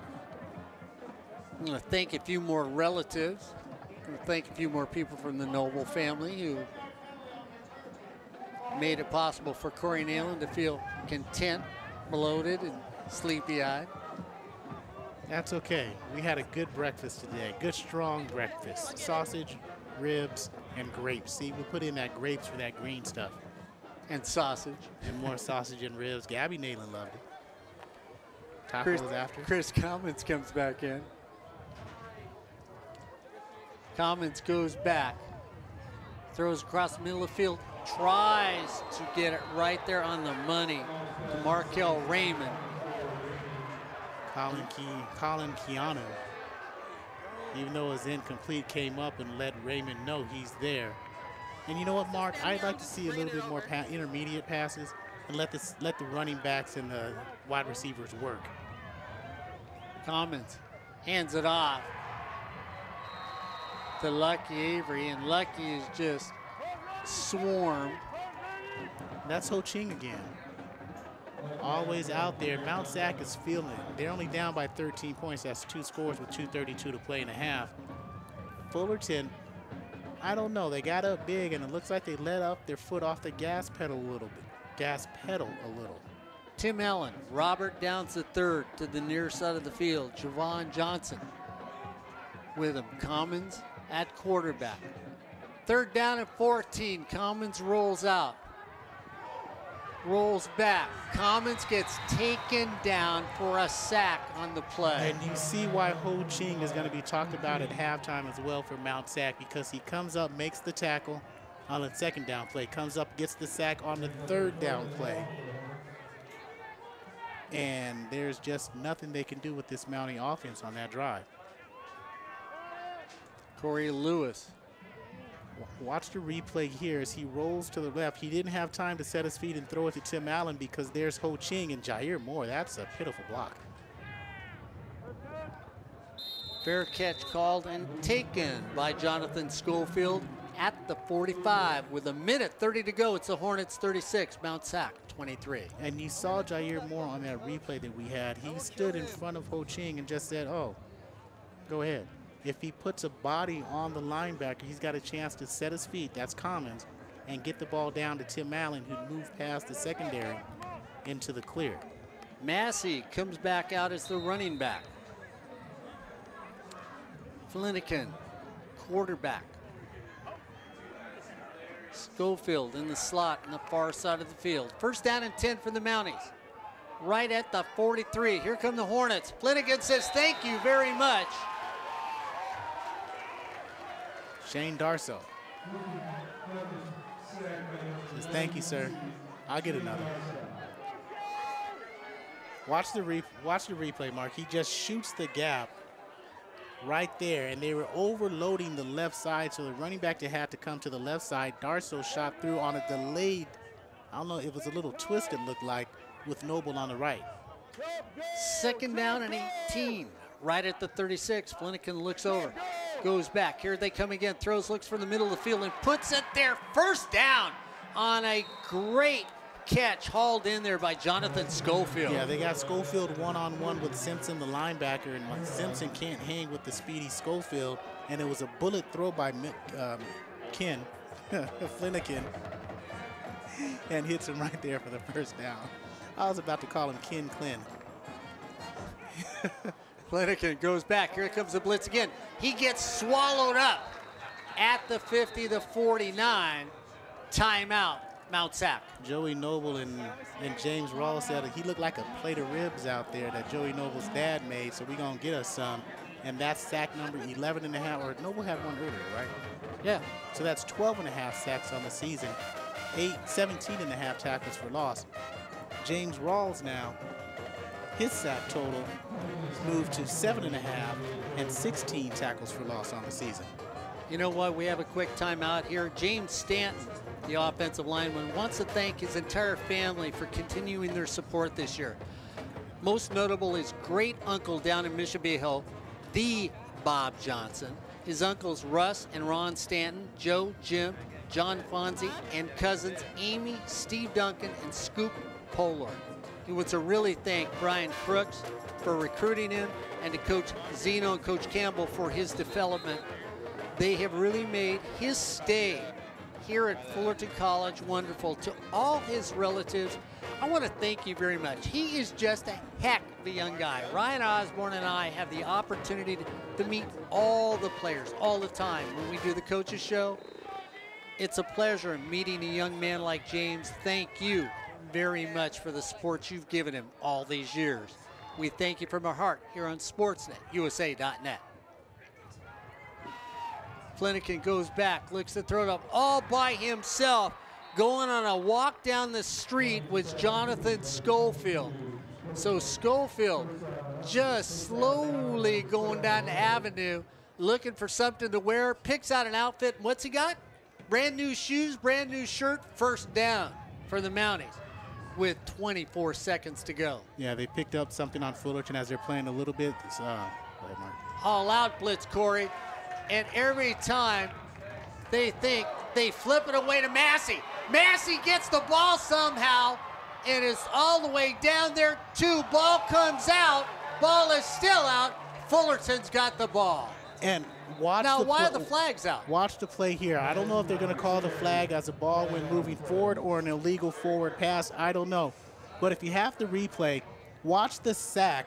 Watch this move here. He's there. Ball is going to be flipped by Flanagan over to Massey. That's where the throw comes from. Asher throw on the possession. Now you watch the play here. Is he going to come out and try to stretch or flip it? He's Ball's there. out. Ball's out there. That's a fumble. And that's a fumble forward. So they're going to call a fumble forward. It's the Hornets ball. Yeah, the offensive team can't get that. They can't advance it. But it's a Hornets ball because they picked it up anyway. So like we said, one of those options was an illegal forward pass is what they're calling. That's a bad call. That's a bad call. That is a bad call because he was coming here and he tried to come out, and as he was hit trying to stretch, the ball comes out. Yeah, he comes out this way. He didn't try to throw the football. No, yeah, he didn't try to throw the football. He tried to stretch towards the end zone, and the ball came out as he was hit, and they're calling an illegal forward pass on that. That's a horrible call. That's a horrible call. Watch the replay here. Thank you. Here's the replay. He's coming here. He's getting tackled by LaFridge. That's a fumble. That's a fumble. That's not a forward pass. Because there's no reason to do a forward pass unless Hakeem Massey is an excellent student of the game and did it on purpose. Going to call him down at the 1. So nice crisscross route on the opposite side, and that was the last play of the first half. Flanagan threw it perfectly, and all the receiver has to do is Kashawn Fleming is catch the ball and dive into the end zone. He catches the ball and falls. That's the play. That's into the half. We're good to go. Fullerton takes a 36-23 lead in the halftime. Did you bring me more visitors? No, they didn't. They're not going to come on. The Hill family, right here. Everybody met us. That was his brother earlier and a friend here. Yeah. This is Blake's sister. Are you an athlete? What do you play at? Lacrosse. There we go. And do you know that Fullerton College next year is going to have a lacrosse team? Going down to the sideline now with it. Keenan Gardner and Janae Price. So we're going to get Keenan in just one moment with Janae as soon as they come on over. I saying with Janae? So he plays lacrosse. We're going to get down to you guys in just a moment. I see you. I see you. I see you. When you got your hands around Keenan, we'll go down to you. So Edison with lacrosse. That's cool. They must be good then. You guys are good? It's all right. So Keenan Gardner is going to talk about the first half with Janae and Noah down on the sideline in just one moment. And we'll be good. There's Keenan. And guys, take it away.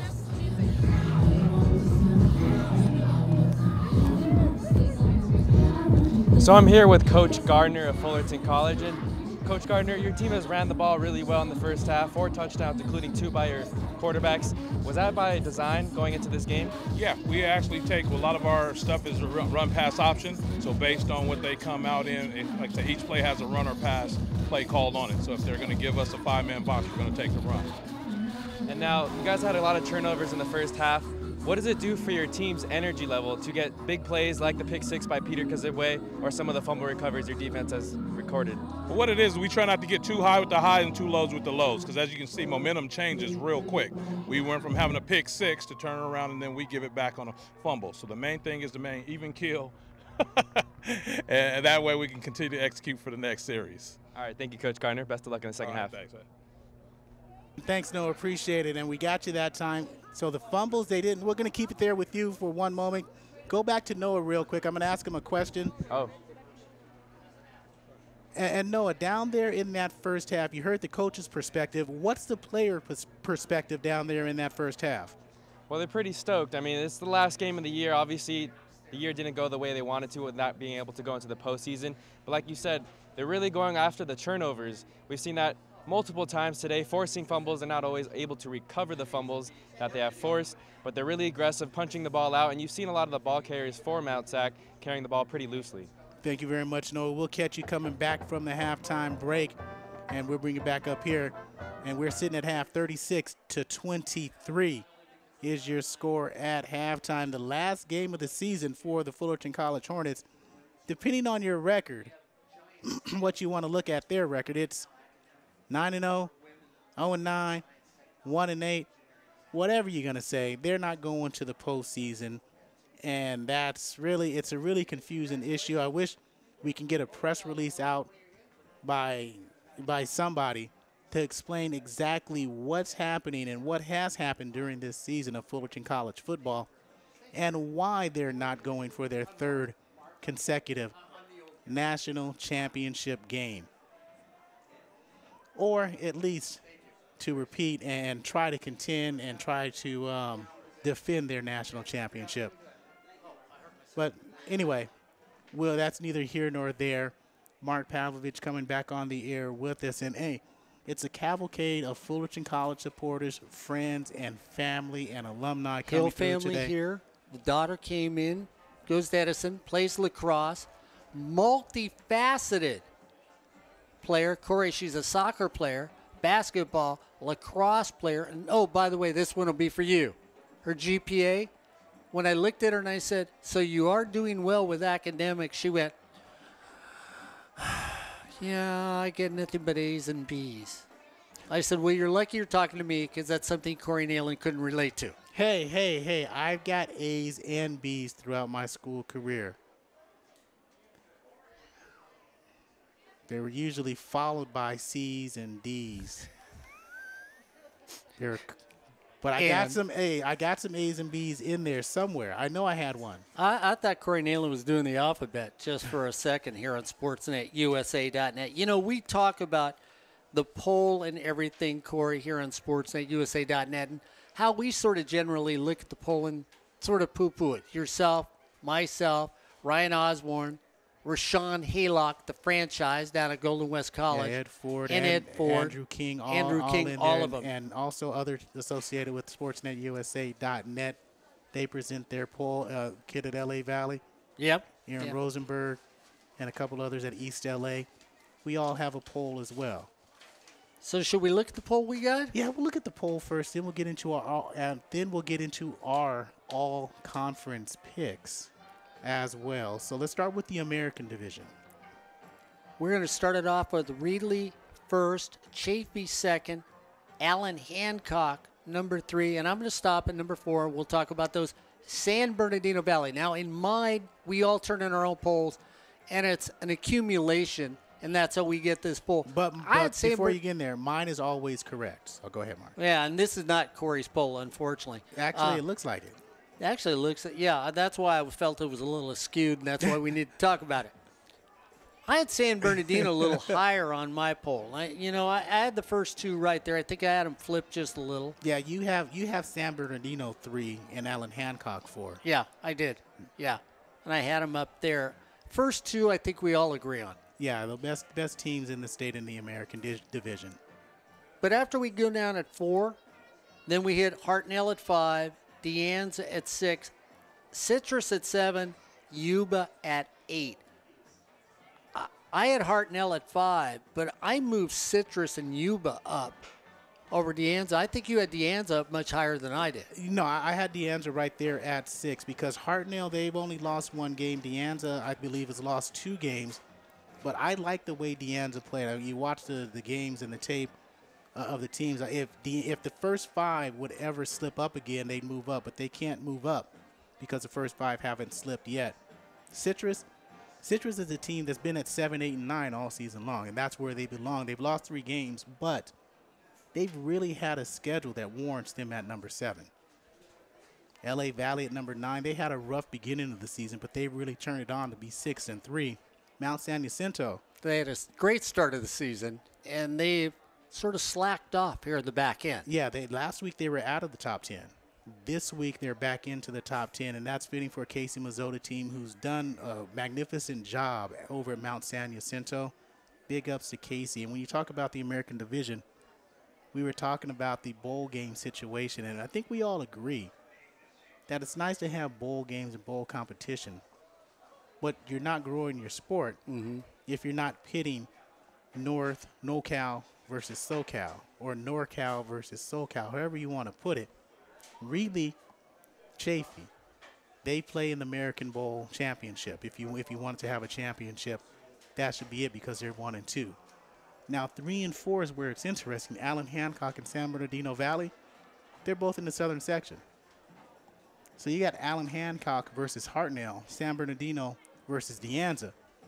That's your bowl situation, what it should be for the American Division. Instead, you're going to have these Southern Division teams, again, playing the bowls against other Southern Division teams, and NoCal Division teams playing against NoCal again. They've already played. There's just so many teams available. When it comes time for that special game, you got to have special competition in there.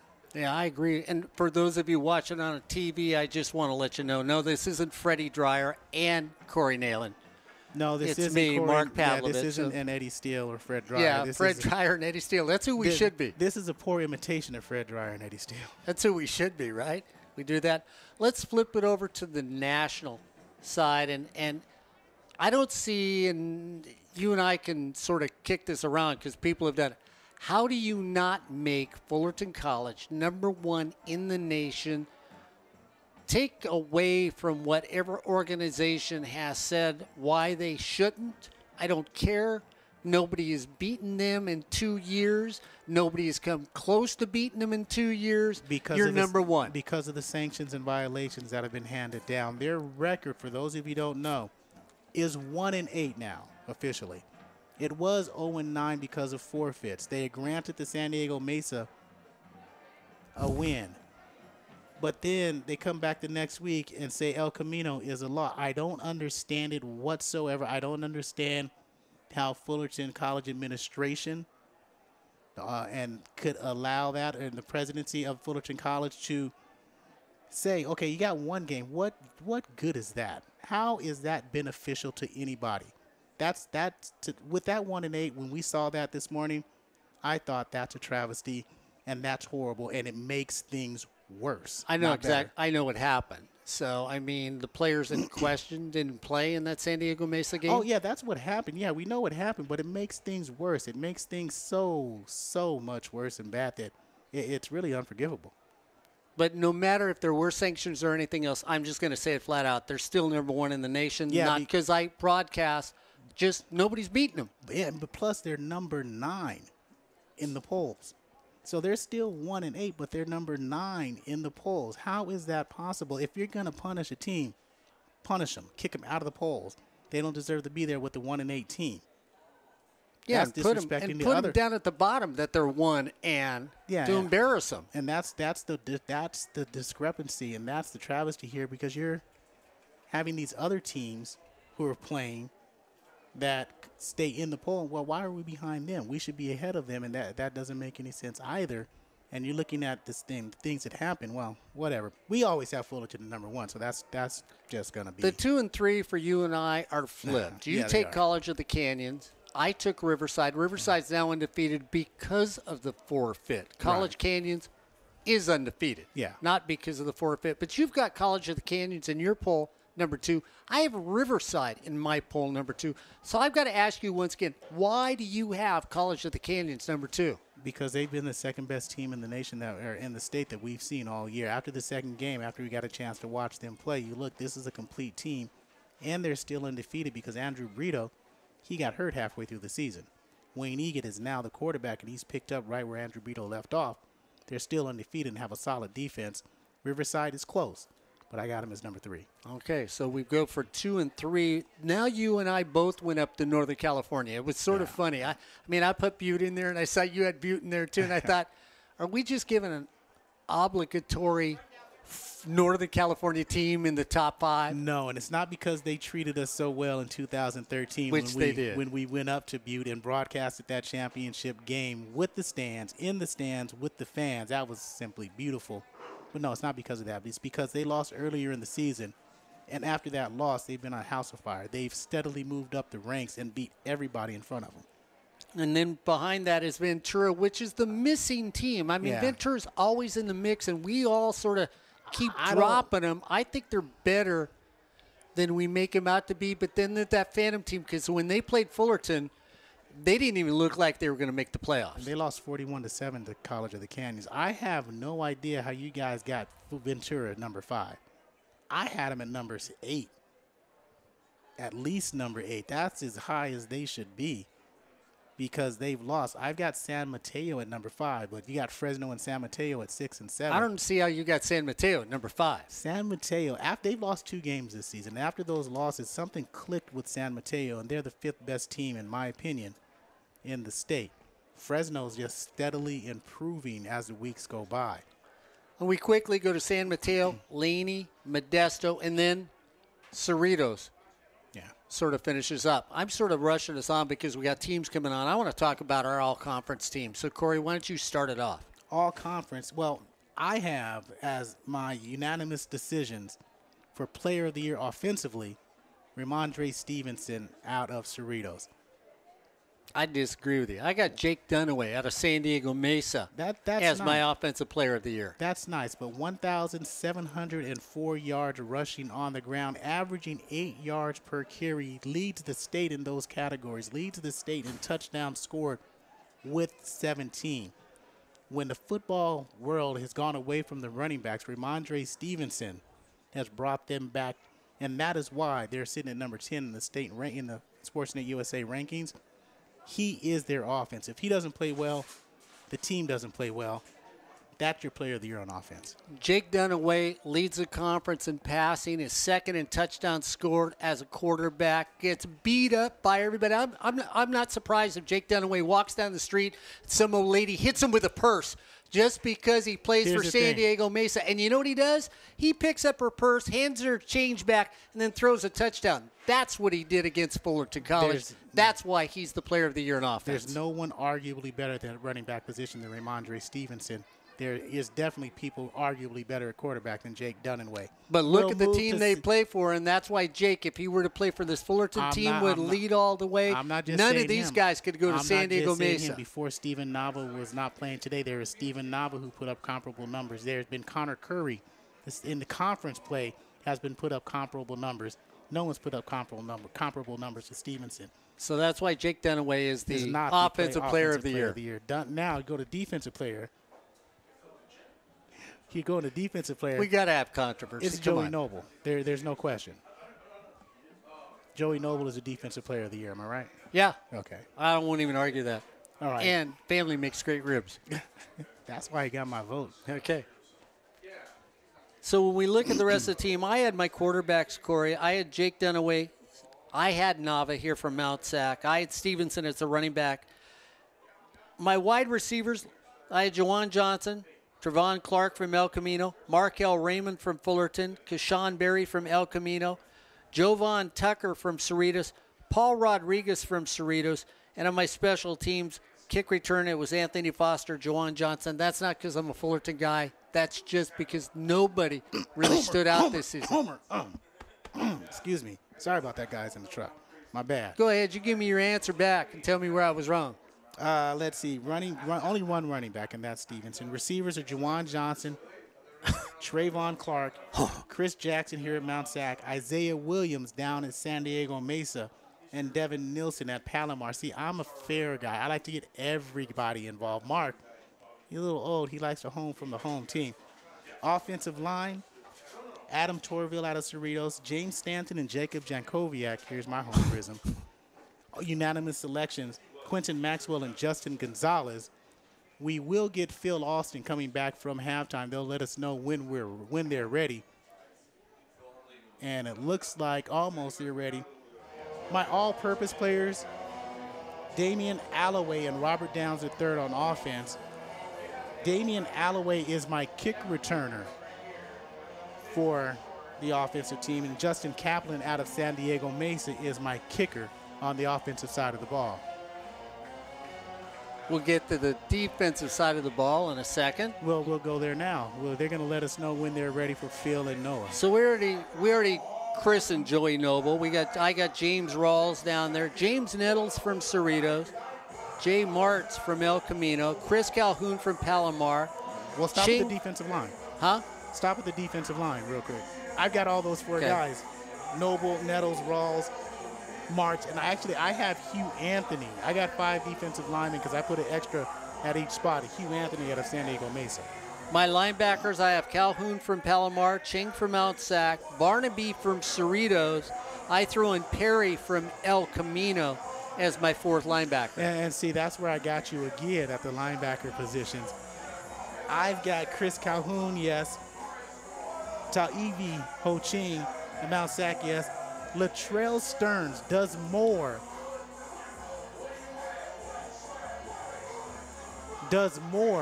than Barnaby down there, and Reginald Prince from San Diego Mesa. You can go to that secondary. And when we look at that secondary for me, well, I'm going to get Brandon Torrance out of San Diego Mesa. My best friend's son, Savian Steele, is here. Kari Henley, I took as a defensive back. Reginald Prince from San Diego Mesa. And then I had Quinn Perry from El Camino also down there. My secondary I'll get to in just one moment because we're going down to Fullerton College secondary coach, associate head coach Phil Austin with Noah Alvarez. Noah, take it away, young man. Thanks, Corey. I'm here with Coach Austin, defensive backs coach here at Fullerton College. And, well, Mount Sac came in as a pass-happy offense, but they ran the ball 29 times. Did that kind of throw off your defensive game plan at all today? Not really. We're prepared for them. They're usually typically a running team, so we knew that they'd probably come to the run game, try to keep our offense off the field, so we're prepared for it. So on defense, you guys had that big pick 6. You guys had also a couple of forced fumbles, but you were unable to recover them. How do you capitalize on those opportunities here in the second half? Well, special teams got to do better, giving us better field position. They've gotten a short field a lot of the times and where they got a lot of their scores, and they scored on special teams. So it's this field position, making them drive the field, not giving up the big play and tackling better. All right, thank you, Coach Austin. Best of luck in the second half. Thanks, Back to you, Corey. Thanks, Noah. Appreciate it, guys. Good work down there. And now we'll get to the secondary. Who'd you have again for the secondary all-conference? So when we look at my secondary, I have Brandon Torres out of San Diego Mesa, Steele out of Fullerton, Henley out of Fullerton, Reginald Prince out of San Diego Mesa, and Perry out of El Camino. See, I had Reginald Prince, so I wanted to get him in there somewhere, so I had him as my rover. And here's where my homerism comes into play. You get everybody? Ibrahim Konate, because he leads the conference in interceptions. Noah Guzman out of Cerritos, who's just an outstanding defensive safety. And then I have Xavion Steele as a unanimous selection, Kari Henley as a unanimous selection, and I slashed Troy LaFridge and Jay Brown because I didn't want to be too much a homer, so I put them both in there as my secondary unit. My punt returner, Robert Downs III. He has that Justin Manyweather effect. He returned 1 for touch, 1 called back. Now they won't kick to him. That's true. And my punter is Quinn Percy out of El Camino. Excellent. Excellent. So as we get ready for the second half, Foster is back deep. Standing next to him is Donald Hayes. Anthony Foster takes it at the 1. Looks up the middle, finds an opening, cuts the outside at the 40, needs to make one. Oh! Gets tripped up by a piece of grass, and it's artificial turf out there. He faked himself out. Good return by Anthony Foster, and marked 14-14 down for Grossmont and Golden West. Ryan Osborne said, an exciting game. There's people asleep in the stands. So the Hornets start the second half up 36-23. Gresh Jensen comes out. Font Eckford at running back. Far side of the field, Sean Green. In the slot next to him, Robert Downs III. First down and 10 at the 40. Eckford goes in motion. They throw it to Eckford in the flat. Turns, gets hit, doesn't get any place. Loss of 3 on the play. Glenn Bernard, the center. Left guard is James Stanton. Left tackle is TJ Stormont. Here's your replay on a good defensive play by the secondary. And Font Eckford is there, and then you come up and fill is Trayshawn Pickett. Second down and 11. Hornets throw this side, get a block, turn the corner, down the field, the 40, 30, 20. Touchdown, Fullerton College and Corey Neyland. You said he's the fastest guy on the team, didn't you? Jawan Johnson just ran by everybody. Jawan Johnson, once he gets that burst of speed, Jawan Johnson and Xavion Steele, that's the relay team. That's part of it. Robert Downs III is the other. And I forgot who the fourth one is, Markel Raymond. But watch this play here. Once he breaks the tackle, physicalness right here. Breaks the tackle and speed running away from everybody. He's like Lavorie Johnson, had no angle on him. You thought you had an angle, but you don't. Kick is up, and the kick is good. So it's the Hornets 42, the Mounties 23 here on SportsNetUSA.net. You know, for everybody that's watched us this year and you've said, guys, you've shown us some great shots, the fumbles, the penalties, everything that's going on, the little things that, wait a minute, we should have gotten the ball. Oh, they didn't score that touchdown. That all happened because of the great young men and young women that work in the Fullerton College TV department. They come out here every home game. They are here for 12 hours. And there you got one of them right there on the field right now, one of the camera people. And they're out here making this all possible here on SportsNetUSA.net. And then you got a few older guys back there. I won't tell you how old they are because I'm not quite sure. I have to dust them off when I get here. That direct and do the technical aspect of the game. They're younger than us. Well, yeah. See, everybody's younger than me. Come on, guys. It is because of them the young people learn to do what they're doing. So, again, you want to know this game, you want to know how to be a technical person, no better place to go than the TV department at Fullerton College at television. I want to add to that in just a second. Okay. Big kick down the middle of the field. Taken right there, dropped at the 10. Opening in the middle, one run back already, stays on his feet, turns the corner. What an incredible return man, Corey. We didn't mention Chris Jackson. I don't know, he should have been with our group right here. Yeah, he's fast too, and I want to add something to that technical aspect. Remember, everybody ain't going in front of the camera, so that's not going to happen. But if you really want to learn the ins and outs here's the replay, the ins and outs of this business, you get behind the scenes and you learn everything you can, and why not learn from the best? He breaks it to the outside, and that's just speed. Speed kills. That's nice. So get in there and learn your craft, then you get in front of the camera. Flanagan comes out, throws it out here into the flat. Strictly a flat pass. 2 missed tackles. Corey, we've been talking about the tackling ability for the Hornets, but you know, you throw it out in the flat, you've got to only give up maybe 3 yards, 2 at the most on a play. Yeah, and that's Boschereau brought down by LaForge, Henley, Simpson, and Brown. Gain of 7 on the play. So thank you, Fullerton College Television, for everything you've done. We want to thank you all for being out here, and you have pulled off some great shots this season for this Hornet team. Flanagan runs it up the middle. This time there's no place to go. We also want to thank everybody who is a veteran. Don't forget, tomorrow is Veterans Day. Thank somebody who's a veteran. Thank a mom or a father or a cousin or even a neighbor that you know that served for allowing you to live in this country you live in right now. If it wasn't for them, well, who knows what we might be doing this afternoon instead of football. Dale Jernigan, Ryan Jernigan. There you go. Chuck Lemphasis, a buddy of mine that was in the military. Flanagan comes up, quick little pass, throws it out, and let's see where the spot is. What a great spot, Corey, because that's exactly where Austin Griffin went to the sticks and got the first down. That's a tight end. Yeah, 6'7", 240. Tight end for Mount Sac. Caught a pass. Well, are there any listed on our roster? Keenan Gardner. Oh, yeah, he was one time. First down and 10. To 45. Mount Sac comes out, trailing by 20.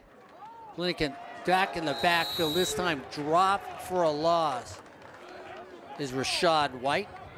And guess who? That's Joey Noble, Defensive Player of the Year. Matter of fact, we got invited for tacos and burritos after the game. Yes, we did. 6 tackles now, 1 sack, 2nd tackle for loss. Loss of 2. The ribs are wearing off at Gabby Neyland. She opened her eyes. She knew it's time to eat. She's ready. Here they come, straight up the middle.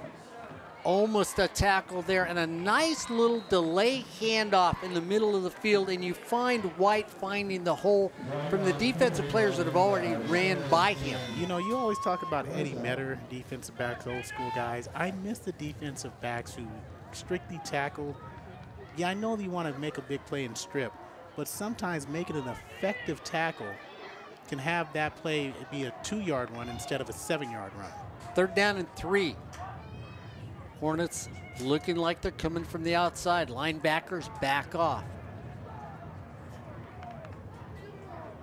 They take the power from left to right. Flanagan throws over in the flat, and Corey, he had a first down. If he doesn't short him, Schofield makes the catch. Yeah, he had to rush it. Alan Giron and Joey Noble were in the backfield, so he had to throw it sooner than he wanted to, and that's why it was a low throw at the ankles. 43-23 with 10:57 to go here in the 3rd quarter. 4th down. The Mounties have decided, well, we got no place to go. We might as well go for it. Try to get that first down. Flanagan one more time. Throws it up. Ball's up. Grab. Fought for. Taken down. Intercepted. Hornets. Xavion Steele with his 4th interception of the season, and he was playing baseball in center field. That was like 3 flies up. I got it, I got it, I got it. He gets it. Here's your 4th interception by Mr. Steele. 2 of those, he's returned for touchdown this season, and there was no way that play was going to be completed. Nice, strong hands by Mr. Steele. Well, that's because he gets up 8 days a week at 4 a.m. starts working out with his dad. I get up at 5 o'clock every day. And go back to sleep at 5:05.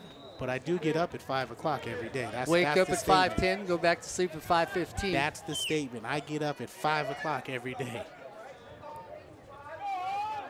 You know, Gabby's looking around trying to figure out who's saying that.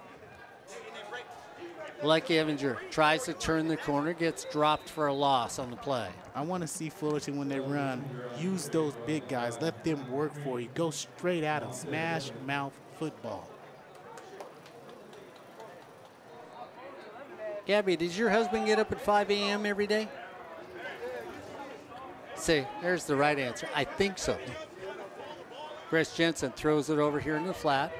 Try to get away, can't. Nice tackle, almost to the 20. I think they're going to mark him at about at the 19-yard line for Jawan Johnson. DeAndre Robinson on the stop, and that's 36 catches for Mr. Johnson. Dennis Houston comes in, goes to the far side of the field. Also in Lucas Luft, our tight end, on the far side of the field. Big third down. Jensen goes back. Here comes the blitz. Throwing up. Throws for, and everybody sort of looked at each other like, where are you going to on that one? Dennis Johnson stopped. Xavier Green said, was it for me? Yeah, it was one of those where Xavier Green and Gresh Jensen were not on the same page because Xavier was coming on the post route. Gresh was throwing the seam route, and it was an incomplete pass.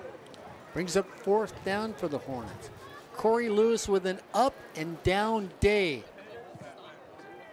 This one's going to hit the ground. Should take a Hornet bounce. It does. And it's going to die right at the 42-yard line.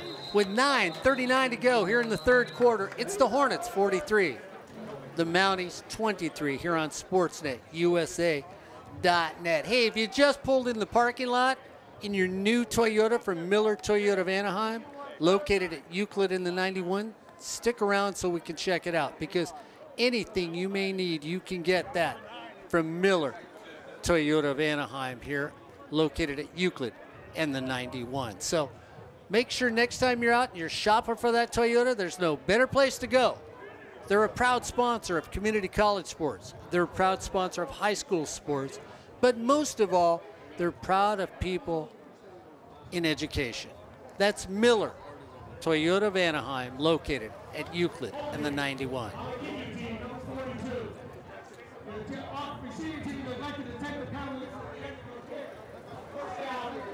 So they're calling it against the kicking team, but they're marking it off against the receiving team. So I'm trying to figure out what's going on here.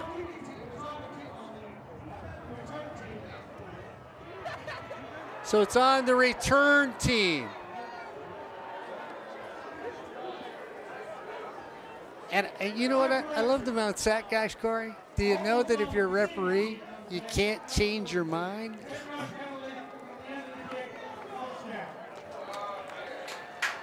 I didn't listen to any of that soliloquy. I'm sorry. What was that? So he called it against the kicking team, but they marked it off against Mount Sac. The Mount Sac coaches are going crazy and said, wait a minute, you called it on the kicking team. They walk up and tell the official that, and he changes his call on the air. It's on the receiving team. The Mount Sac guys go, you can't do that. You already called it on the kicking team. It's like, guys, have you listened to us on SportsNetUSA.net? We barely know what we're talking about. That's it. Flanagan comes out. Little dive play taken right at the 30.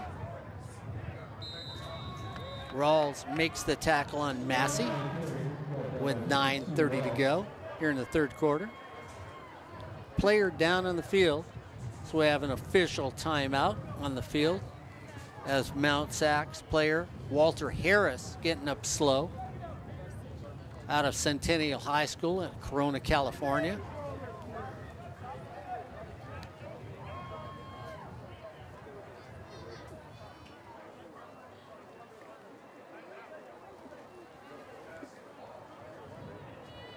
So Flanagan at quarterback.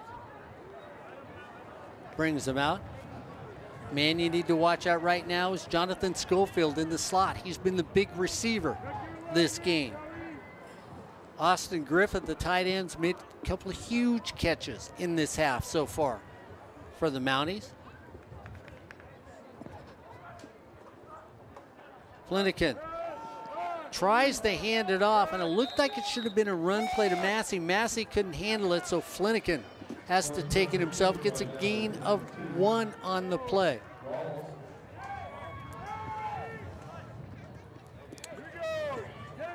Third down and 9 for the Mounties here on SportsNetUSA.net.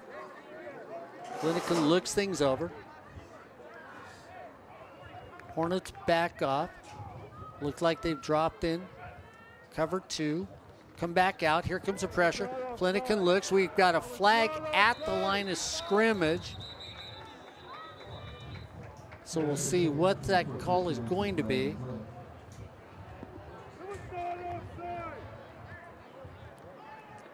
Officials talking it over, so we'll see who it's against. It's still 3rd down and 9, so we'll see if it's against the Hornets. It won't be a first down on the play.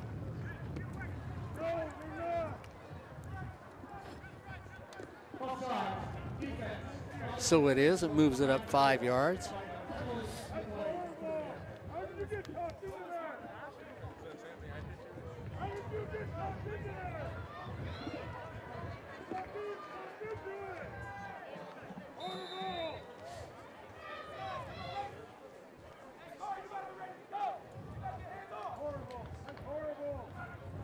So Flanagan, here comes quick little throw, does it once again. Ball comes out. We'll see if they call that a catch and a fumble.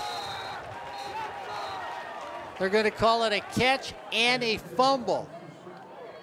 The officials have looked at each other. Nobody has waved it off. They call it an incomplete pass.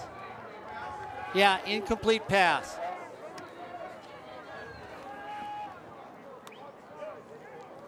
So you have to make that foot, as we watch it here, Flanagan comes out, quick little pass. You have to make a football move. It doesn't look like he had it tucked before he made the run. Gonna get a flag on the play.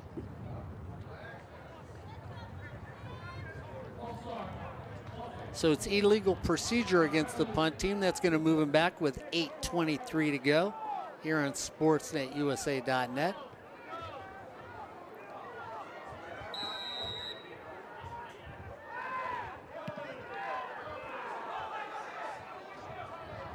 Robert Downs III. Lets it go over, looks at it, and it goes into the end zone. And the Hornets get away with one because they had too many men on the field. And it should have been an illegal substitution against the Hornets.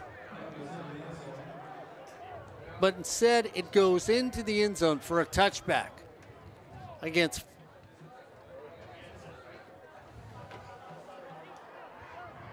So they're going to bring it out to the 20-yard line. So the officials not scanning the field didn't see that last player trying to run off. So those of you watching at home saying, wait a minute, don't they still count on the field? Well, they do.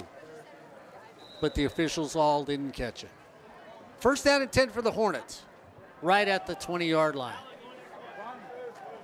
Tim Allen, Robert Downs III, Jawan Johnson, near me. Dennis Houston, the far side. They throw to Robert Downs III. Robert Downs III has an escort. No blocks were made, and the offensive line is not happy at all. If you watch this play, this is executed perfectly. 3 offensive linemen. Robert Downs needs to make a cut to the inside there, and he does not to help his offensive lineman out.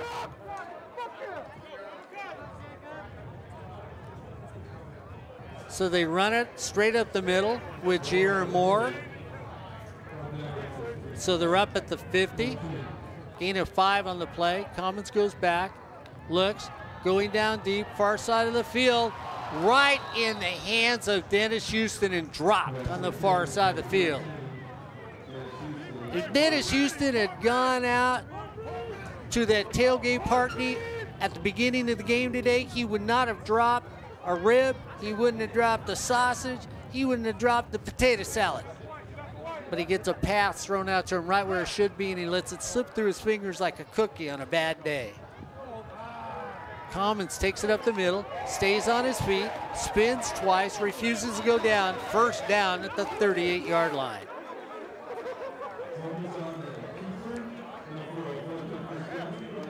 Tackle made by Michael Irens.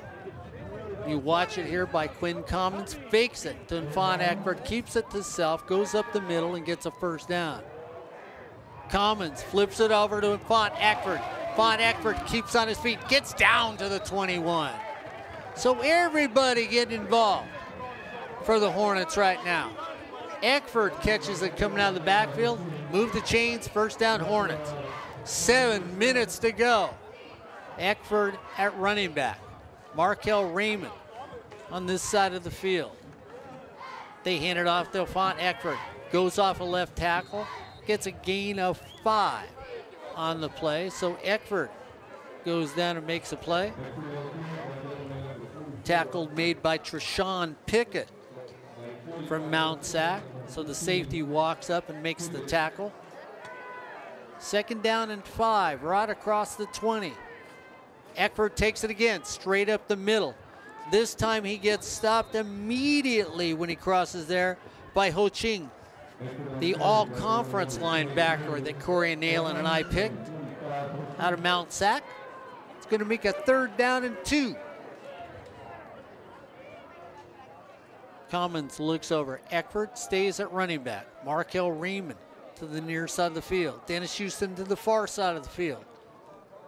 Commons goes back, looks over to Houston. There's nothing there. He has to roll away. Commons is going to throw it away. He almost throws an interception as Commons was looking to extend the football play and just couldn't do it. Let's bring up a 4th down, and the Hornets look like they'll try. And they are going to go for it. Jaron Moore comes out. I thought they might try field goal. They pass on the field goal here with 4th down. Moore at running back. Commons at quarterback. They come up like they're going to blitz. Tim Allen, far side. Robert Downs the 3rd. Jawan Johnson in the slot. Dennis Houston, the near side of the field. Commons hands it off to Jaron Moore. Touchdown Hornets. Moore just goes off tackle and takes it in for a touchdown.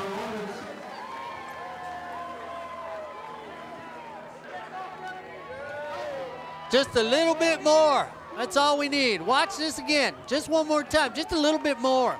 More, please. More, please. More, please. And that's what Jair gave us. Jair Moore easily runs it in for a touchdown. 5:52 to go in the 3rd quarter. Hornets looking for halfway to the century mark here on SportsNetUSA.net. Ball is spotted, kick is up, and the kick is good. Well, they're halfway home to Corey Neyland's and my age combined here on SportsNetUSA.net with 5:52 to go. It's the Hornets 50, the Mounties 23 on SportsNetUSA.net. I tell you what, you look down at the field, you say, wow, I look so good. You know, I really look good in any sort of uniform I could wear, but it's got to be sports related. You know, it could be soccer, it could be volleyball, it could be water polo. I don't care. Something that looks good on me. There's only one place to go, is EliteSportsUSA.net. Hey, if you ever get out here and get to see a chance of the television people and see that wonderful t-shirt they've got on that says Fullerton College on the back of that camera person, where else did that come from? EliteSportsUSA.net. So maybe you aren't the team, but you're the crew and you're looking for something you need to wear. No better place to go than EliteSportsUSA.net. Whatever you need, whatever you want, whatever color it is, whatever sport or activity, you need it today, you'll get it today from EliteSportsUSA.net. So the Hornets, 50 points on the board here in the 3rd quarter. Pooch kick, right in the middle, taken right there at the 50. An excellent play by Mount Sac, because really that's one of those balls that if it hits the ground, it's going to go. But James Henry, the linebacker, was smart enough to say, I'm going to take that in the air, go down on my knee, play is over. Very good play from James Henry of Mount Sac, linebacker over there. Henry out of Rancho Cucamonga. One of the young people that was homeschooled. So they're going to mark it right at, we had a penalty on the play, so it's where the ball was taken. You add 5, takes it down to the 41. 1st down and 10 at the 41 for the Mounties. Flanagan comes out. rolls out, looking for somebody. They chase him down. He's going to take it himself. Turns the counter. Gets a gain of maybe 2 on the play, and he's taken down by Jaden Gardner, linebacker out of Riverside, California for the Hornets.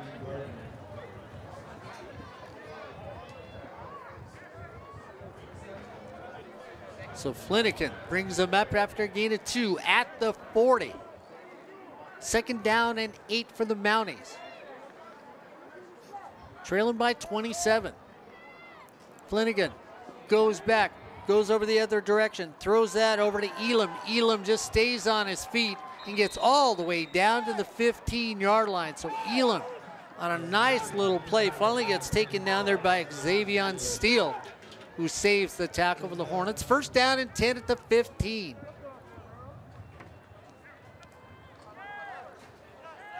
Jackson goes out wide to the left. In the slot next to him over there is going to be Schofield.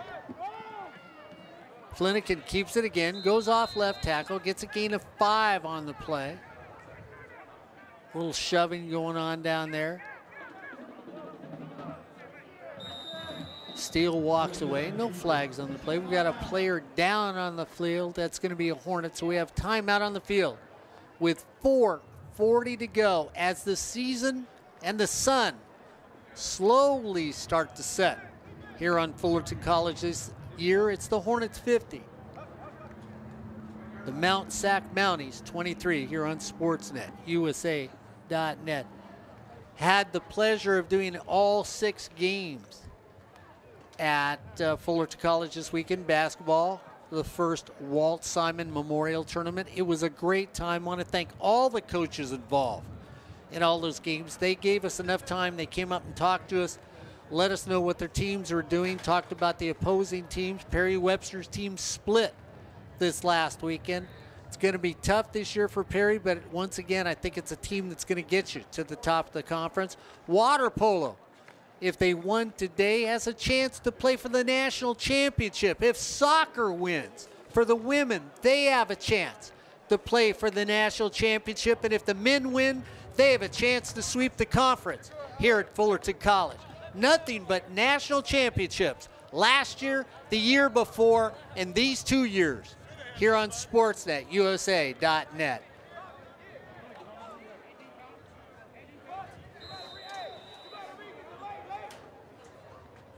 I know Noah's wandering around there. Noah, even if you don't have a camera going on, I got to ask you what it feels like right now. The Mounties refuse to go away, playing against this Hornet team.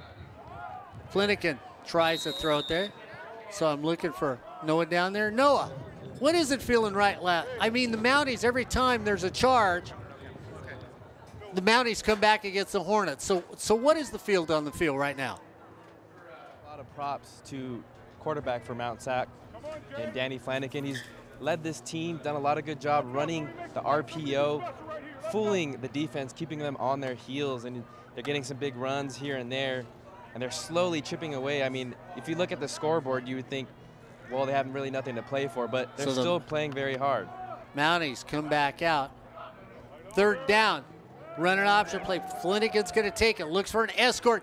And through that escort comes somebody. Well, if you were driving in that new Toyota from Miller Toyota of Anaheim, that highway patrolman just pulled you over. Well, that highway patrolman was probably playing defense for the Fullerton College Hornets, because they just lean, and you pulled over. And exactly why did you? Because that was a Hornet linebacker coming to get you, making it 4th down for that Mountie in that new car from Miller Toyota of Anaheim. Flanagan says, wait a minute. They're that fast? Absolutely. Here on SportsNetUSA.net. Looks over, says, give me a signal. Elam in the backfield. Flanagan goes the other direction. Throws a tight end. It couldn't keep his balance. And if Austin Griffin could keep his balance and sees where they're going to mark him, they've got him down across the 9. And that is not enough for a 1st down.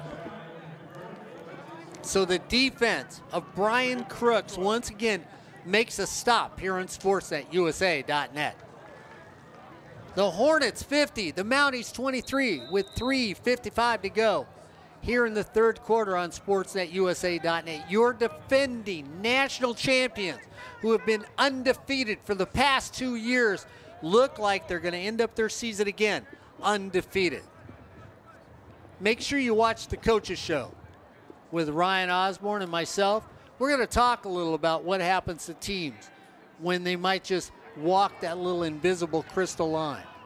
Gresh Jensen throws it out to Avinger. Avinger gets hit, goes down on his knees, and it was a lateral because they threw behind him, and then he dropped the football, so they're going to call it a long. That was a lateral. They threw it behind, he caught it, dropped it, and it was a lateral. Not an incomplete pass. They go to Xavier Green this side. Xavier Green needs it. They're going to take Xavier Green's going to get out back at the 10-yard line. It's going to bring up a 3rd down and 10. And you watch it here on the replay, and Xavier Green comes back up and gets it and brings it up the field. 3rd down and 10 for the Hornets. Gresh Jensen goes back, throws to Tim Allen. Tim Allen needs to stay on his feet. They're going to mark Tim Allen out at the 17. He's going to be, and it was really funny. The chain guy started to move the chains, and it was like, where are you guys going? He didn't get a 1st down.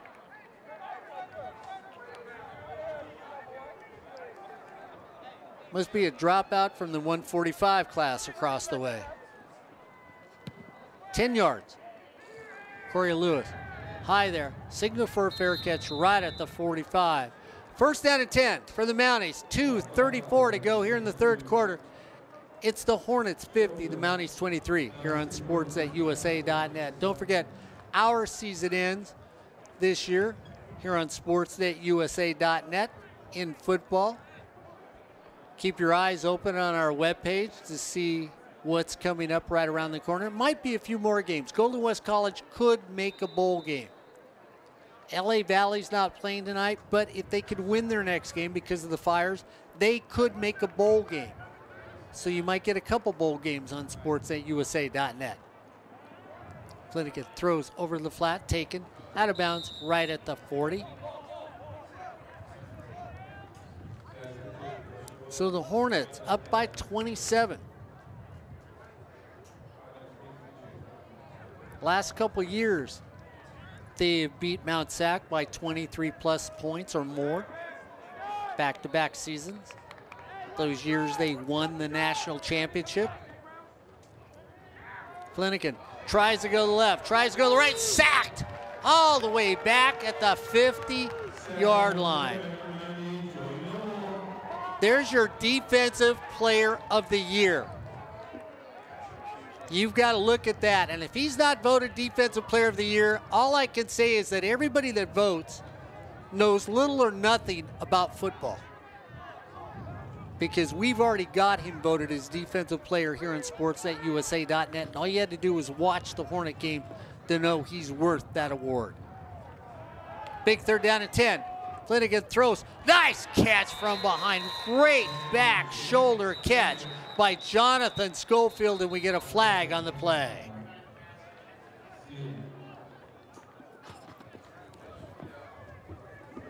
Watch this as he turns, catches it on the off shoulder, the back shoulder, and comes down with it.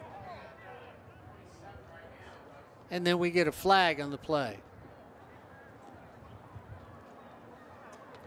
So the officials are talking over the flag.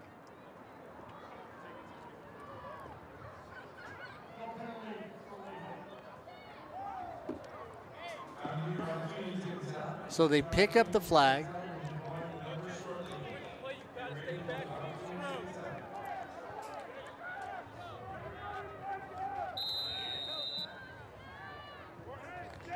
Give him a 1st down. Right at the 27.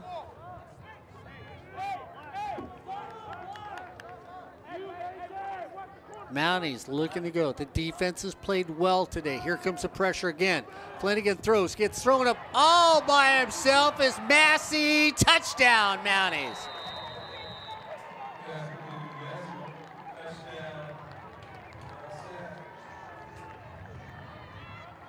So Massey is just covered with the invisible cloak and floats out there all by himself. Nobody sees him, and then he says, voila, throw me the football for a touchdown for the Mounties. Watch it here as he goes out there. Now, you can't see him. He's invisible. There he is. As he comes out of nowhere, catches the football for a touchdown. That's right. Your eyes didn't deceive you. It was like magic. Ask the defensive back that was out there. Poof. There he is, wearing a white uniform. How'd that happen? So the ball gets spotted for the extra point. Ball is spotted, kick is up, and the kick is good. With 59 seconds to go here in the third quarter, it's now the Mounties get just a little bit closer to the Hornets. It's the Hornets 50, the Mounties 30, here on Sportsnet USA.net. You know, we talk about the TV department and how great they are, but you know, think about community colleges. They don't get enough love at all. You're out there looking for a new career. You're out there looking and you say, you know, I should have stayed in school. Boy, if I could do it again, but it's so expensive. You know, I'd just like to take a class just for fun. I need to get away from the family. I just want to learn something new. I want to try something different. There is no better place to go than your local community college to discover any of those areas. That's right, take a little time out. Check out your local community college. See what they have to offer. Take a class you've never taken before, or take that class that you've taken 100 times before till you get it right. Go down and check out that community college. Take a little time out today to care about yourself and improve yourself. That's what we think you ought to do here at Sportsnet USA.net. Big kick that goes through the end zone for a touchback. Remember, tomorrow is Veterans Day. So anybody that you know who is a veteran, thank them for what they've done. If you meet somebody in the store and they're wearing their Army patch, the Marine Corps patch, their Air Force patch, their Navy patch, their Coast Guard patch, their National Guard patch, take time out and say, hey, you a veteran? Yeah, I am. Thank you for what you've done. I really do appreciate it. And if you run across the Marine today, say, hoorah. It's not hoorah, it's hoorah. And welcome and say, happy birthday to the United States Marine Corps. Think about those people that have done things for us and just give them a thank you back. You know, you'd be surprised how much they'd appreciate it. Just a little thank you. Thank you for what you've done for us here in this country. Quinn Commons gets back. Statue of Liberty takes you down there. Gain of 8 on the play with 52 seconds to go. So Quinn Commons now in at quarterback. Let's see if he ends the season for the Hornets. Gain of 8 on the play. As you watch it, this really is a version of Statue of Liberty as you watch it, Font Eckford get down the field.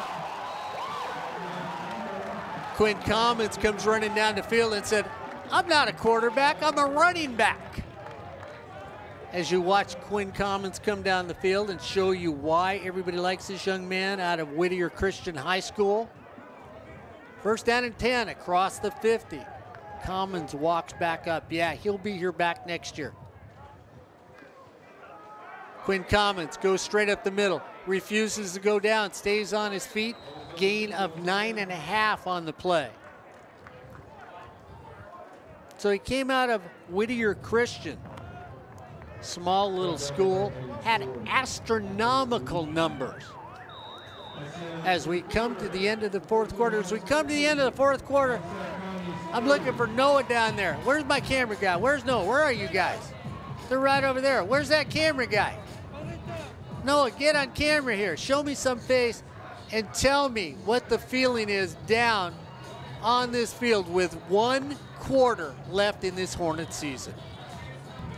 Well, honestly, Mark, it feels like another day at the office here at Shapell Stadium for Fullerton College. I mean, we've been here for 5 games this year, and they haven't really been contested that much. You see another 20-point lead for Fullerton, and a lot of people, it's excitement, but it's contained excitement because they're up big over Mount SAC. Noah, before you leave, I mean, you really look at it. Do you get the feeling that coaches are going to let everybody play, or is this going to be one of those games they want to make a statement in? That's a good question. It looks like they're trying to get everybody in everybody in the rotation, even the guys deep on the bench. I mean, that's what the last game is all about, especially when you're up big against a team like Mount SAC. And one last thing before I let you go. We know they're not going to go on any further. I mean, has that discussion sort of ended on the sidelines? Is it all just about this game? You know, I haven't seen it mentioned once by any of the coaches nor any of the players. They're playing like it's a game that means something. They're playing like this is their playoff game, and you know, they're getting everybody in because it's such a big victory, or such a big lead. I don't want to say victory yet. All right, Noah, well, I'll get back to you before this game is and find out a little more. Thanks a lot from the sidelines. Noah Alvarez down the sidelines letting me know what's going on down there. As the Hornets start off this 4th quarter with a first down. Noah, don't go far because I'll be talking to you a little more in a second. First down and 10. Quinn Commons, the freshman, now leading this team on the sideline. They run a blitz straight up the middle. Quinn Commons can't get away from it as he fakes it to Jair Moore, keeps it himself, and takes an 8-yard loss on the play. 14:20 to go, 50-30 on SportsNetUSA.net. Move it back just a ways. Fawn Eckford stays in at running back. Tim Allen comes to the near side of the field. Robert Downs III is next to him. Commons looks back over on the sideline. Inside there is going to be Jawan Johnson. They fake it. Here comes the blitz. They try to throw it on a little screen, so that's going to bring up a 3rd down and 10 for the Hornets. Corey Neyland back after my discussion with Noah Alvarez down the field.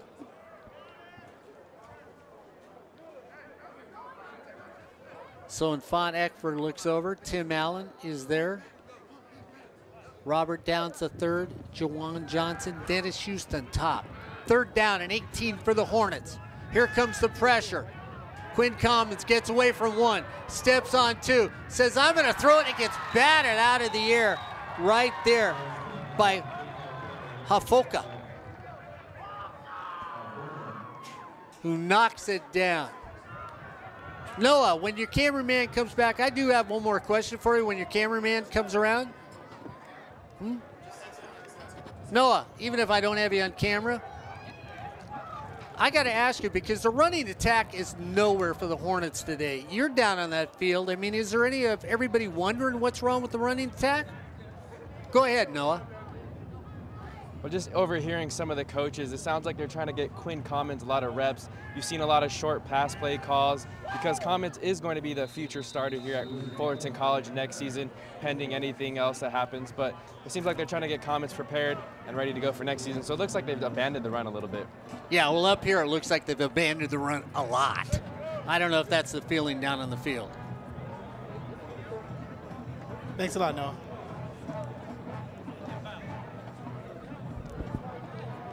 I don't know.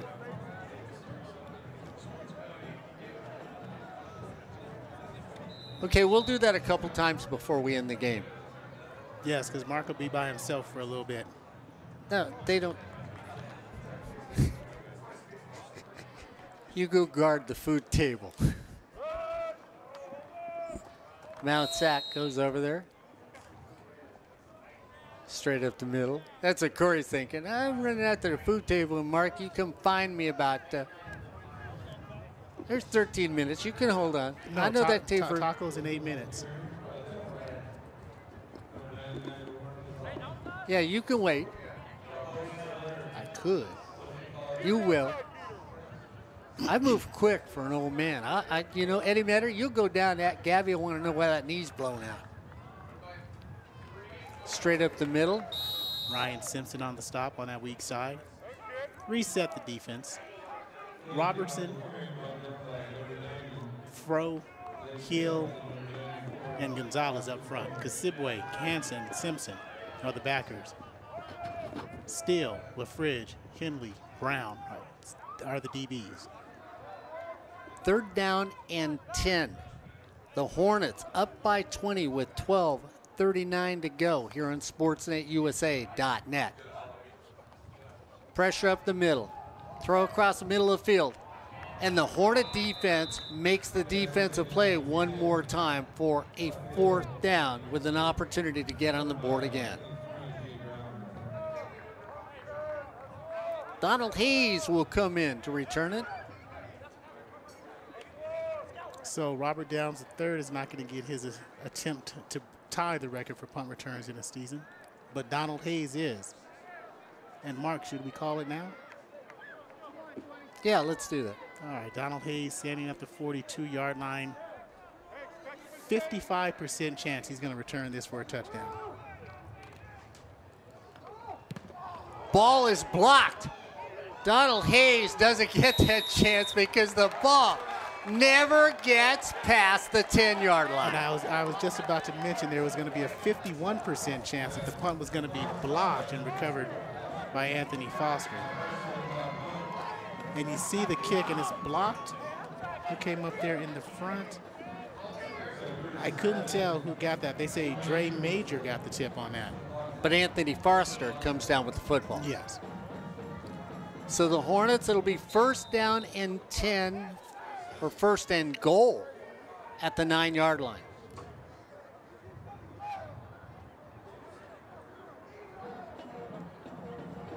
Gresh Jensen comes back in at quarterback. Lucky Avenger at running back. Lucky gets it, trying to follow the big man. Crawls through, says, wait a minute, the hole's big enough just for me to slide through to the 4-yard line. Tuku Afu was the one who made the first contact in the backfield, but Lavelle Maroney makes the stop. 2nd and goal. Jensen brings it back out. Lucky stays in the backfield. Don't get any movement at the line of scrimmage.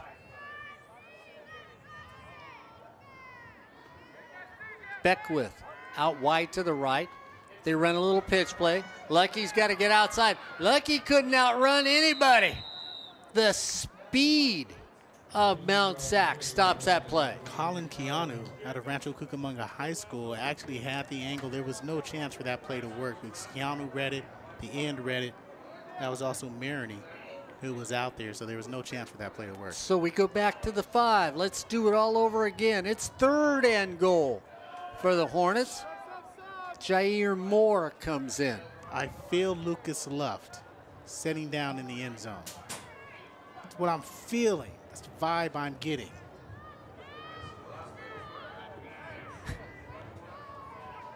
Gresh Jensen says, tight end, no, we're going to give it to Moore. Moore's got more speed. We lost 3 more yards on the play.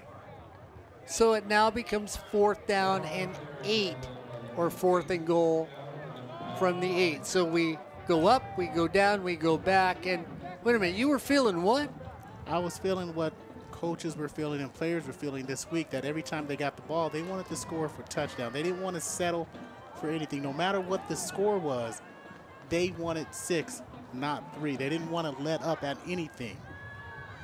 Marino comes in for a field goal attempt. Ball spotted at the 15, yeah, 10. The kick is up, and the kick just gets through. So with 10:34 to go, well, the Hornets just add a few more to the picket fence. It's now Fullerton 53, Mount SAC 30. Here on SportsNetUSA.net. Corey Neyland, Gabby Neyland, Janae Price, Noah Alvarez down in the field. What? I'm pointing at him? What's your name again, kid? Joseph what? Yeah. Jedi Pavlenko. It's what? Jedi. Jedi Pavlenko. Oh, okay. You have a brother that works in the radio department, Joseph. Okay. Is that your replica lightsaber sitting on the wall there? Or is that his? Oh, okay.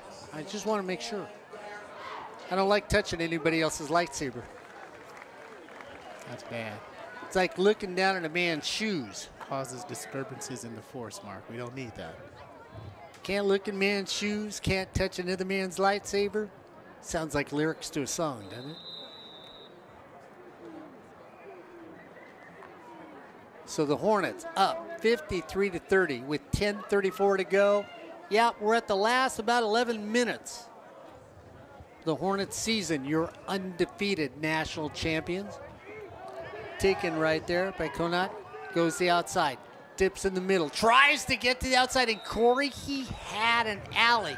If he could have made the corner, he'd still be running. 10:28 to go. First down and 10 for the Mounties. So down in Grossmont, Mark, the last minute and a half, it's taken 25 minutes. Well, that's Grossmont for you. And the score is 17-14, trying to see who is actually winning. First down and 10 for the Mounties.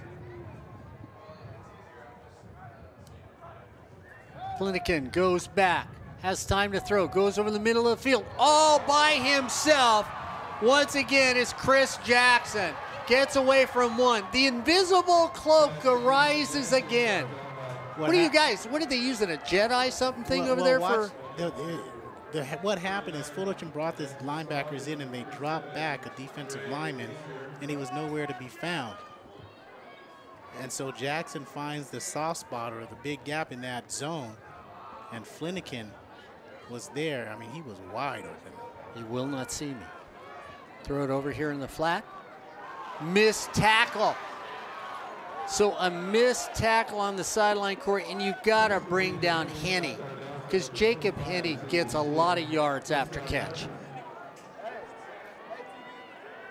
Hornets only up by 23 with 10 minutes to go. Boy, howdy, have we seen stranger things. Calling games for Fullerton College football. Corey just looked at me and said, thanks a lot. You just gave me nightmares again. No, that's not happening. He brought up Palomar the other day. That gave him nightmares for years. Throw it over the flat, taken, down. Give him a gain of 2 on the play. It's Henney again. Stopped by Max Masai.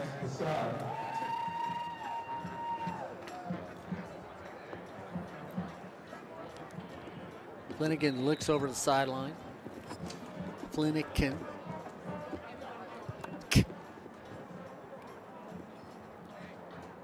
9:15 to go. And it's gone final, 17-14. Golden West finishes 6-4, bowl eligible. Wow. Nick Mitchell wheedles his way in the conversation. Flanagan's going to run it himself. Doesn't get tipped up. Touchdown, Mounties.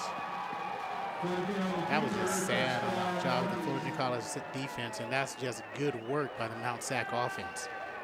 So the Mounties refuse to go away. You can see the replay here. It's just a simple draw action, and linebacker gets caught up by the guard, and they lost a one-on-one matchup. I also want to thank Nat and Jeff, TJ Storman's parents, listening. Grandparents here from Tennessee, along with their cousin, Dave, Gayla, and Hunter. So they're going to go for 2. Run an option play. They run a reverse, coming the other direction. And the Hornet defense plays that well on a misdirection reverse. Even though James Rawls couldn't make the stop, he extended that play further than Mount Sac wanted to do. Dre Major comes up. Yeah, you have it here in this replay. Watch them on the reverse. There's Rawls, forces them outside 2 yards deep. And that 2 yards is significant because they get tackled after 2 instead of getting that 2-point conversion. And I thought James Rawls made the tackle. He did make the tackle. I didn't know he made the tackle there. Okay. I thought maybe I missed it. I thought, isn't that James Rawls? No, I thought somebody came up and made the tackle. I thought that was Dre Major who made the tackle, but James Rawls also made the stop, chased him down. That's the type of speed he has, and that's why he was the unanimous selection for the all-conference team. There's a guy who is closer to Gabe Long because he's more on the interior. But I'm thinking of a guy a few years back, and I can't remember his name. Corey Lewis. Not Corey Lewis. Gabriel Corey? I forgot his name, down number 99, more like a James Rawls.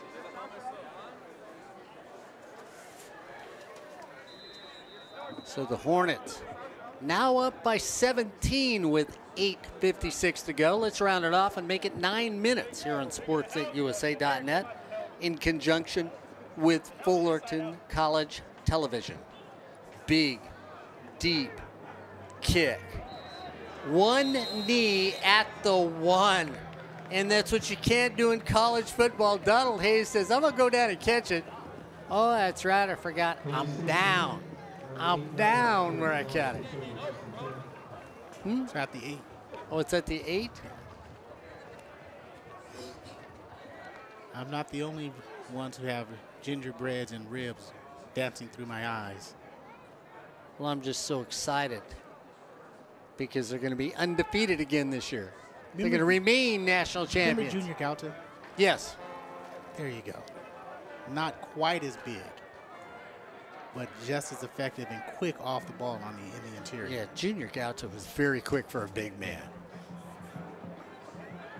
Quinn Commons comes in at quarterback. 92 yards to go. Handed straight up the middle. And Fawn Eckford staggers his way out to the 24. A couple players down. So we're going to get a little timeout on the field with 8:49 to go. Other people we'd like to thank this season, Corey Neyland. Garrett Campbell, our acting head coach, offensive coordinator. Thank you, Garrett, for everything you've done for Ryan Osborne. I tell you what, he has been so nice to Ryan Osborne on the Coach's Show. Coach, thank you for doing it. Brian Crooks, for being Corey Neyland's and my friend all these years. It has been a pleasure to be around you and to deal with you on all levels of everything. Thank you. Phil Austin, my brother, because that's what Phil always says. Yeah, Phil and I, we look alike, we act alike, we're as smooth as each other. Phil Austin, thank you. James Griffin.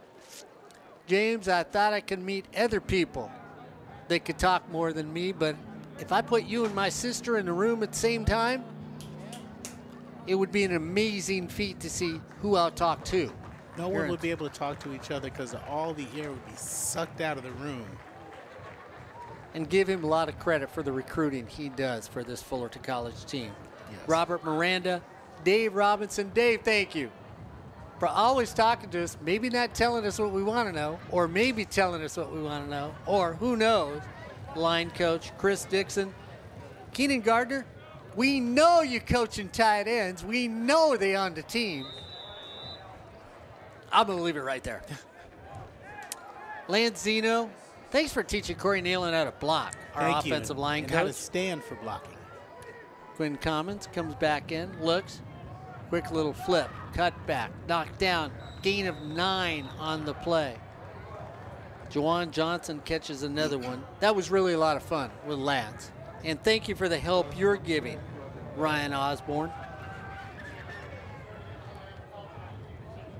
2nd and 1. Garrett Fernandez, Marcus Hughes, Damian Porter, Isaac Shipp, Justin Bailey, and Cole McCarty. Hey, the McCarty twins used to play for Fullerton College. Quinn Commons throws it out in the flat. First down again for the Hornets. So thank you for everybody. All these coaches go on the Coach's Show with us. All these coaches talk to us about the team. All these coaches make us feel like we're family at Fullerton College. We can't thank you enough for the way you treat Corey Neyland, Gabby Neyland, myself, and I'm not going to forget 2 of the guys right after this play I have to thank. Once again, Jair Moore makes the turn, gets knocked out of bounds. Best guy we've seen run that play at Fullerton College was Lavori Johnson. Oh, yeah. Makes a gain of 7 on the play. Tom Deep, equipment manager, Big Sexy. It's always a pleasure to be around you. And the one guy we missed the most this season, Timmy, Man, we miss you. Coach Burns, we miss you so much this season. At least the two old guys in the booth do. You've made this a ball to be associated with Fullerton College football. Evan Moore into the ball game for the first time. Taken down for a first down. Scott Giles. Thank you, Scott, for everything you do here on SportsNetUSA.net. For Phil Thurman, who's going to make sure all the record books are updated in the future, so Corey Neyland never has to run down there again. Thank you, Phil, for a great football season here on SportsNetUSA.net. First down and 10 for the Hornets at the 49. We get a flag on the play. Once again, before I go away, guys, I know you've heard it all year long, but I really do mean it. To the TV department, you make this so much fun. I've had more people say to Corey and I, boy, your home games are professional. They're as good as any D1 school we've seen, and they're a lot better than D2 and D3. We have the emails to yeah, we have the emails to prove it, and it's because of what you do as a TV program at Fullerton College. Thank you again very much for making this a very fun football season. Down to the 40, to the 35, to the 30, to the 28-yard line is DeJohn Thomas, who refuses to go down. Jonte out of Carson High School. Carson Colt burst through the lane of Mark. He was quick through there. He's looking for his first score of the season. It's 53-36, Fullerton 6:24. Watch him burst through the hole. Just a quick handoff, Seal at the line. Gets past Konate. Runs through here. And that was close to being a fumble. I like that. That was, wow. I might have called it a fumble. Okay, yeah, because I'm saying, yeah, that might have been a fumble. So Quinn Commons runs that, gets a gain of 0, slides safely. Be second down and 10 at the 26. The Hornets should have this game in hand with 5:45 to go here in the fourth quarter. They're up by 17 here on SportsNetUSA.net. Commons looks over, throws it out to the flat, bounced to Hunter twice, taking it out of the air. Ball comes out, interception. John Kroll had it taken away, and they're going to call, he was taken away by Jarrell Sykes, but did he land out of bounds? That's the thing. I thought it was a live ball. I don't have sidelines over there, so it's really hard for us to tell. We're on the opposite side of the field. He was in bounds, but so where he's did still he come in, down? Still in, still in. No, he's still in, but watch Sykes there. There's a face mask by Kroll. That's going to be offense. Takes it away, gets it.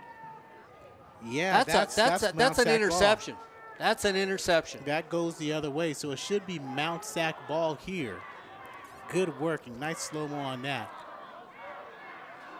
Once again, what can we say? Thank you, TV department. And for everybody who has watched this year, you get a little timeout and want to thank us. You know, thank everybody. Thanks the young men and young women that come out here to do all these games every weekend, so you get these great shots here on SportsNetUSA.net.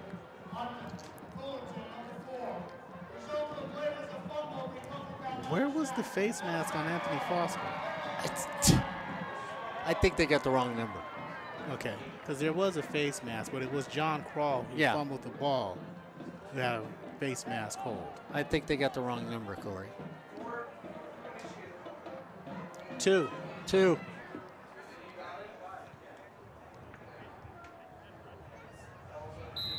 we get any extra pay for doing that?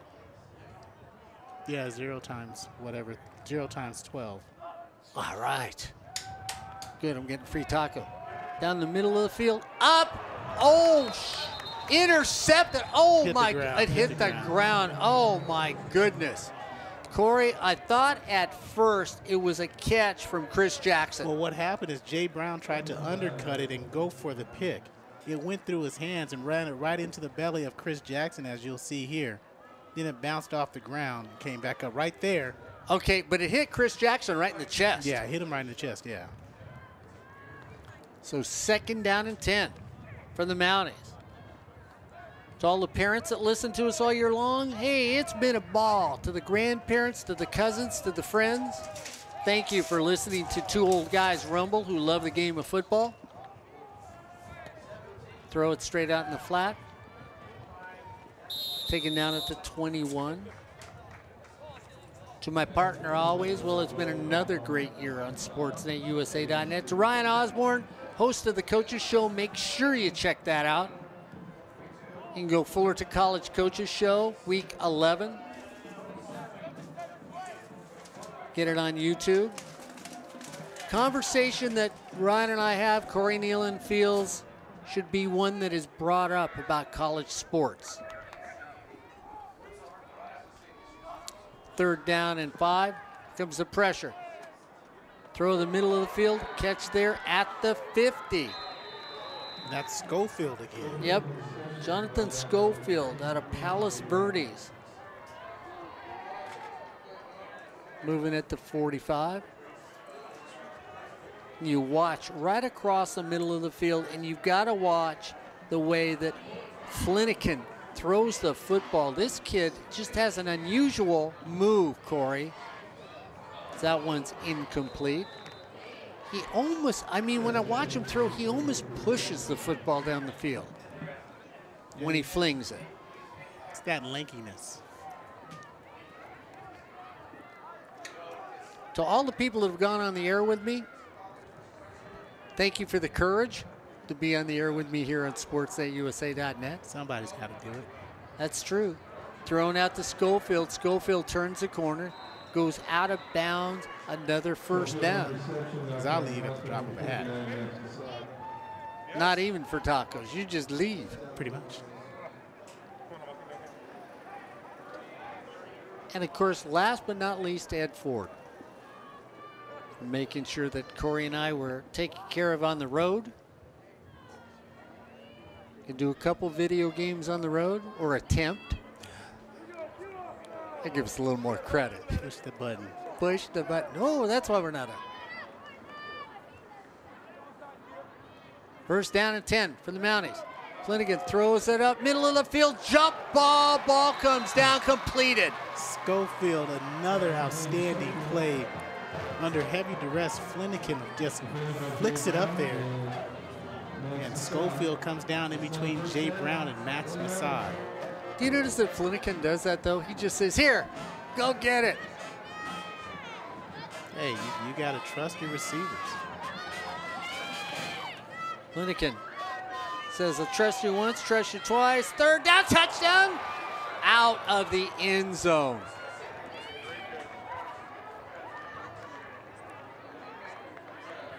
Schofield again. 3:20 to go. Hornets up by 17. Flanagan goes back, sets his feet. Corey, 2-step drop, pushes off the back foot, looks for Schofield, who's open, and is out of bounds. You watch this young man as a quarterback. 1-2, throw the football. Catches it, 1-2, squares his feet, throws it. Completion. And that's all he's doing, Corey. He's going 1-2, set the back foot, and flinging the football. Henney catches another one. Jacob Henney has had a good game for the Mounties also.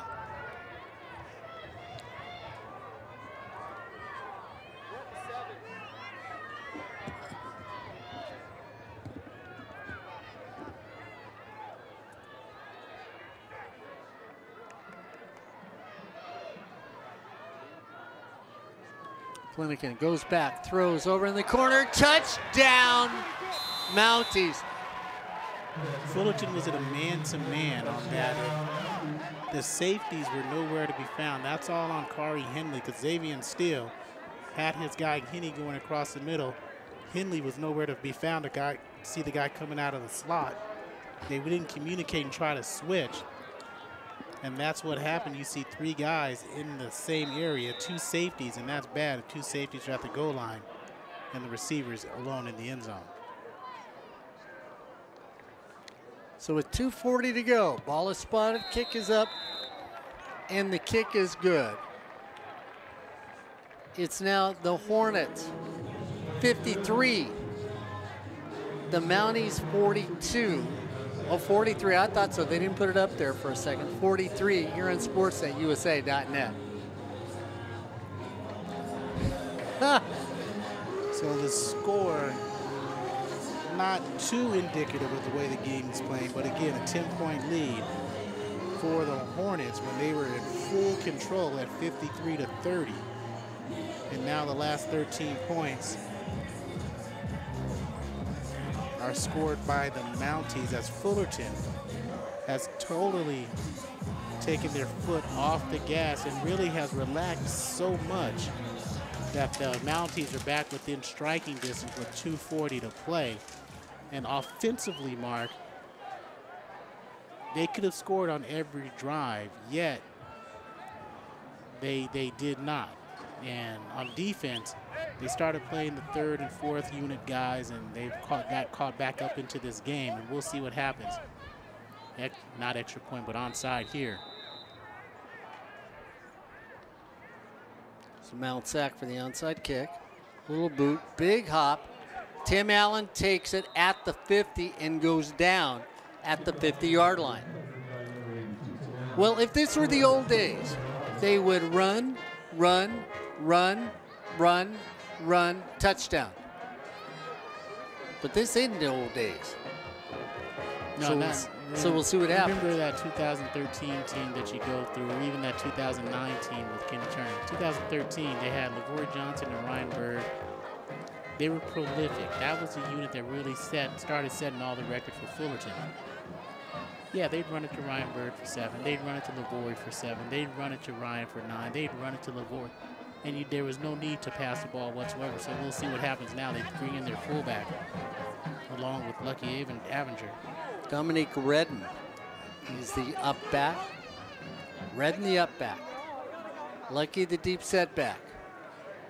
Lucky gets a gain of 2. We get timeout Mount Sac immediately.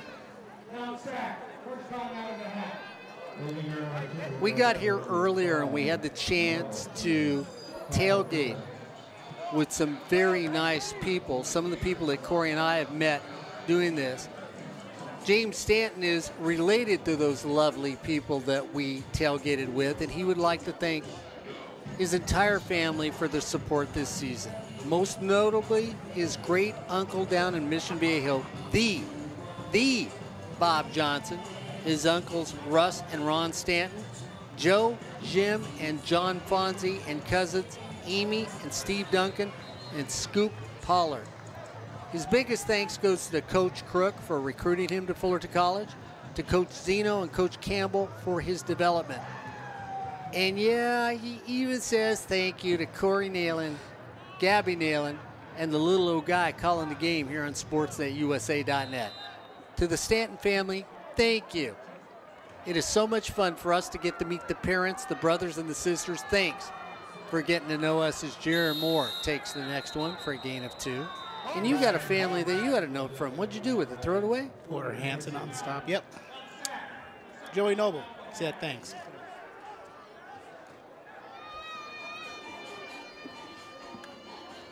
Said thanks to his family and friends.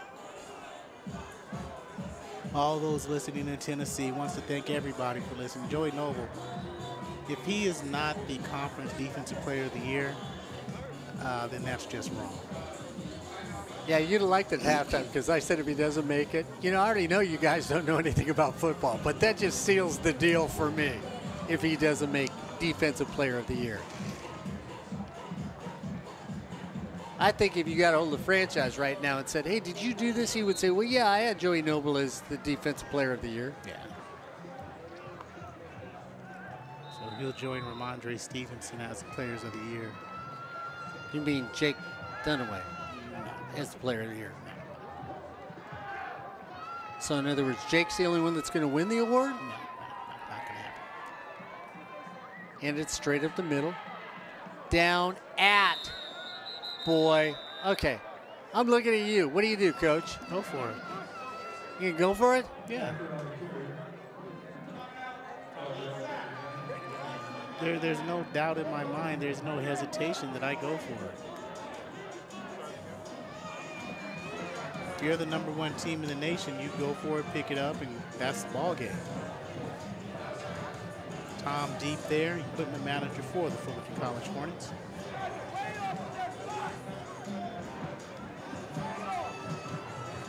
Not doing anything, just standing there.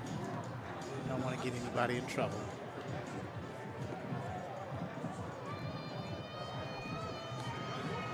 So in other words, what you're saying is Tom Deep's doing what we usually do. Not much? That is correct, sir.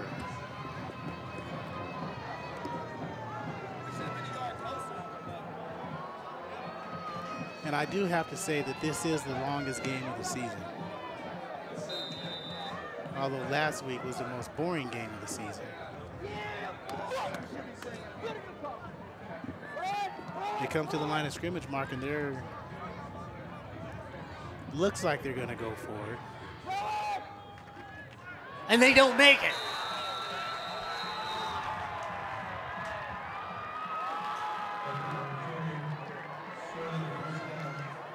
So with 2 minutes and 22 seconds, this game becomes extremely interesting with the Hornets up by 10. Watch the push by Mount SAC. There was no way that was going to be happening. DeAndre Robinson comes in and makes the stop. Flanagan comes in. Look for Chris Jackson, who's been hot. Flanagan throws it up for grabs. Interception. And thank you. Yeah, I was just going to say something. Corey Neyland and I are here, and Corey walks over to me before the play and writes, interception, down on a paper sitting right here by the monitor. And this is what Corey Neyland called. Jay Brown gets his 3rd interception of the season. And right, he trusts his receiver way too much, but Jay Brown is just there. He had a center fielder earlier. That's the left fielder there. INT. That's game, Mark.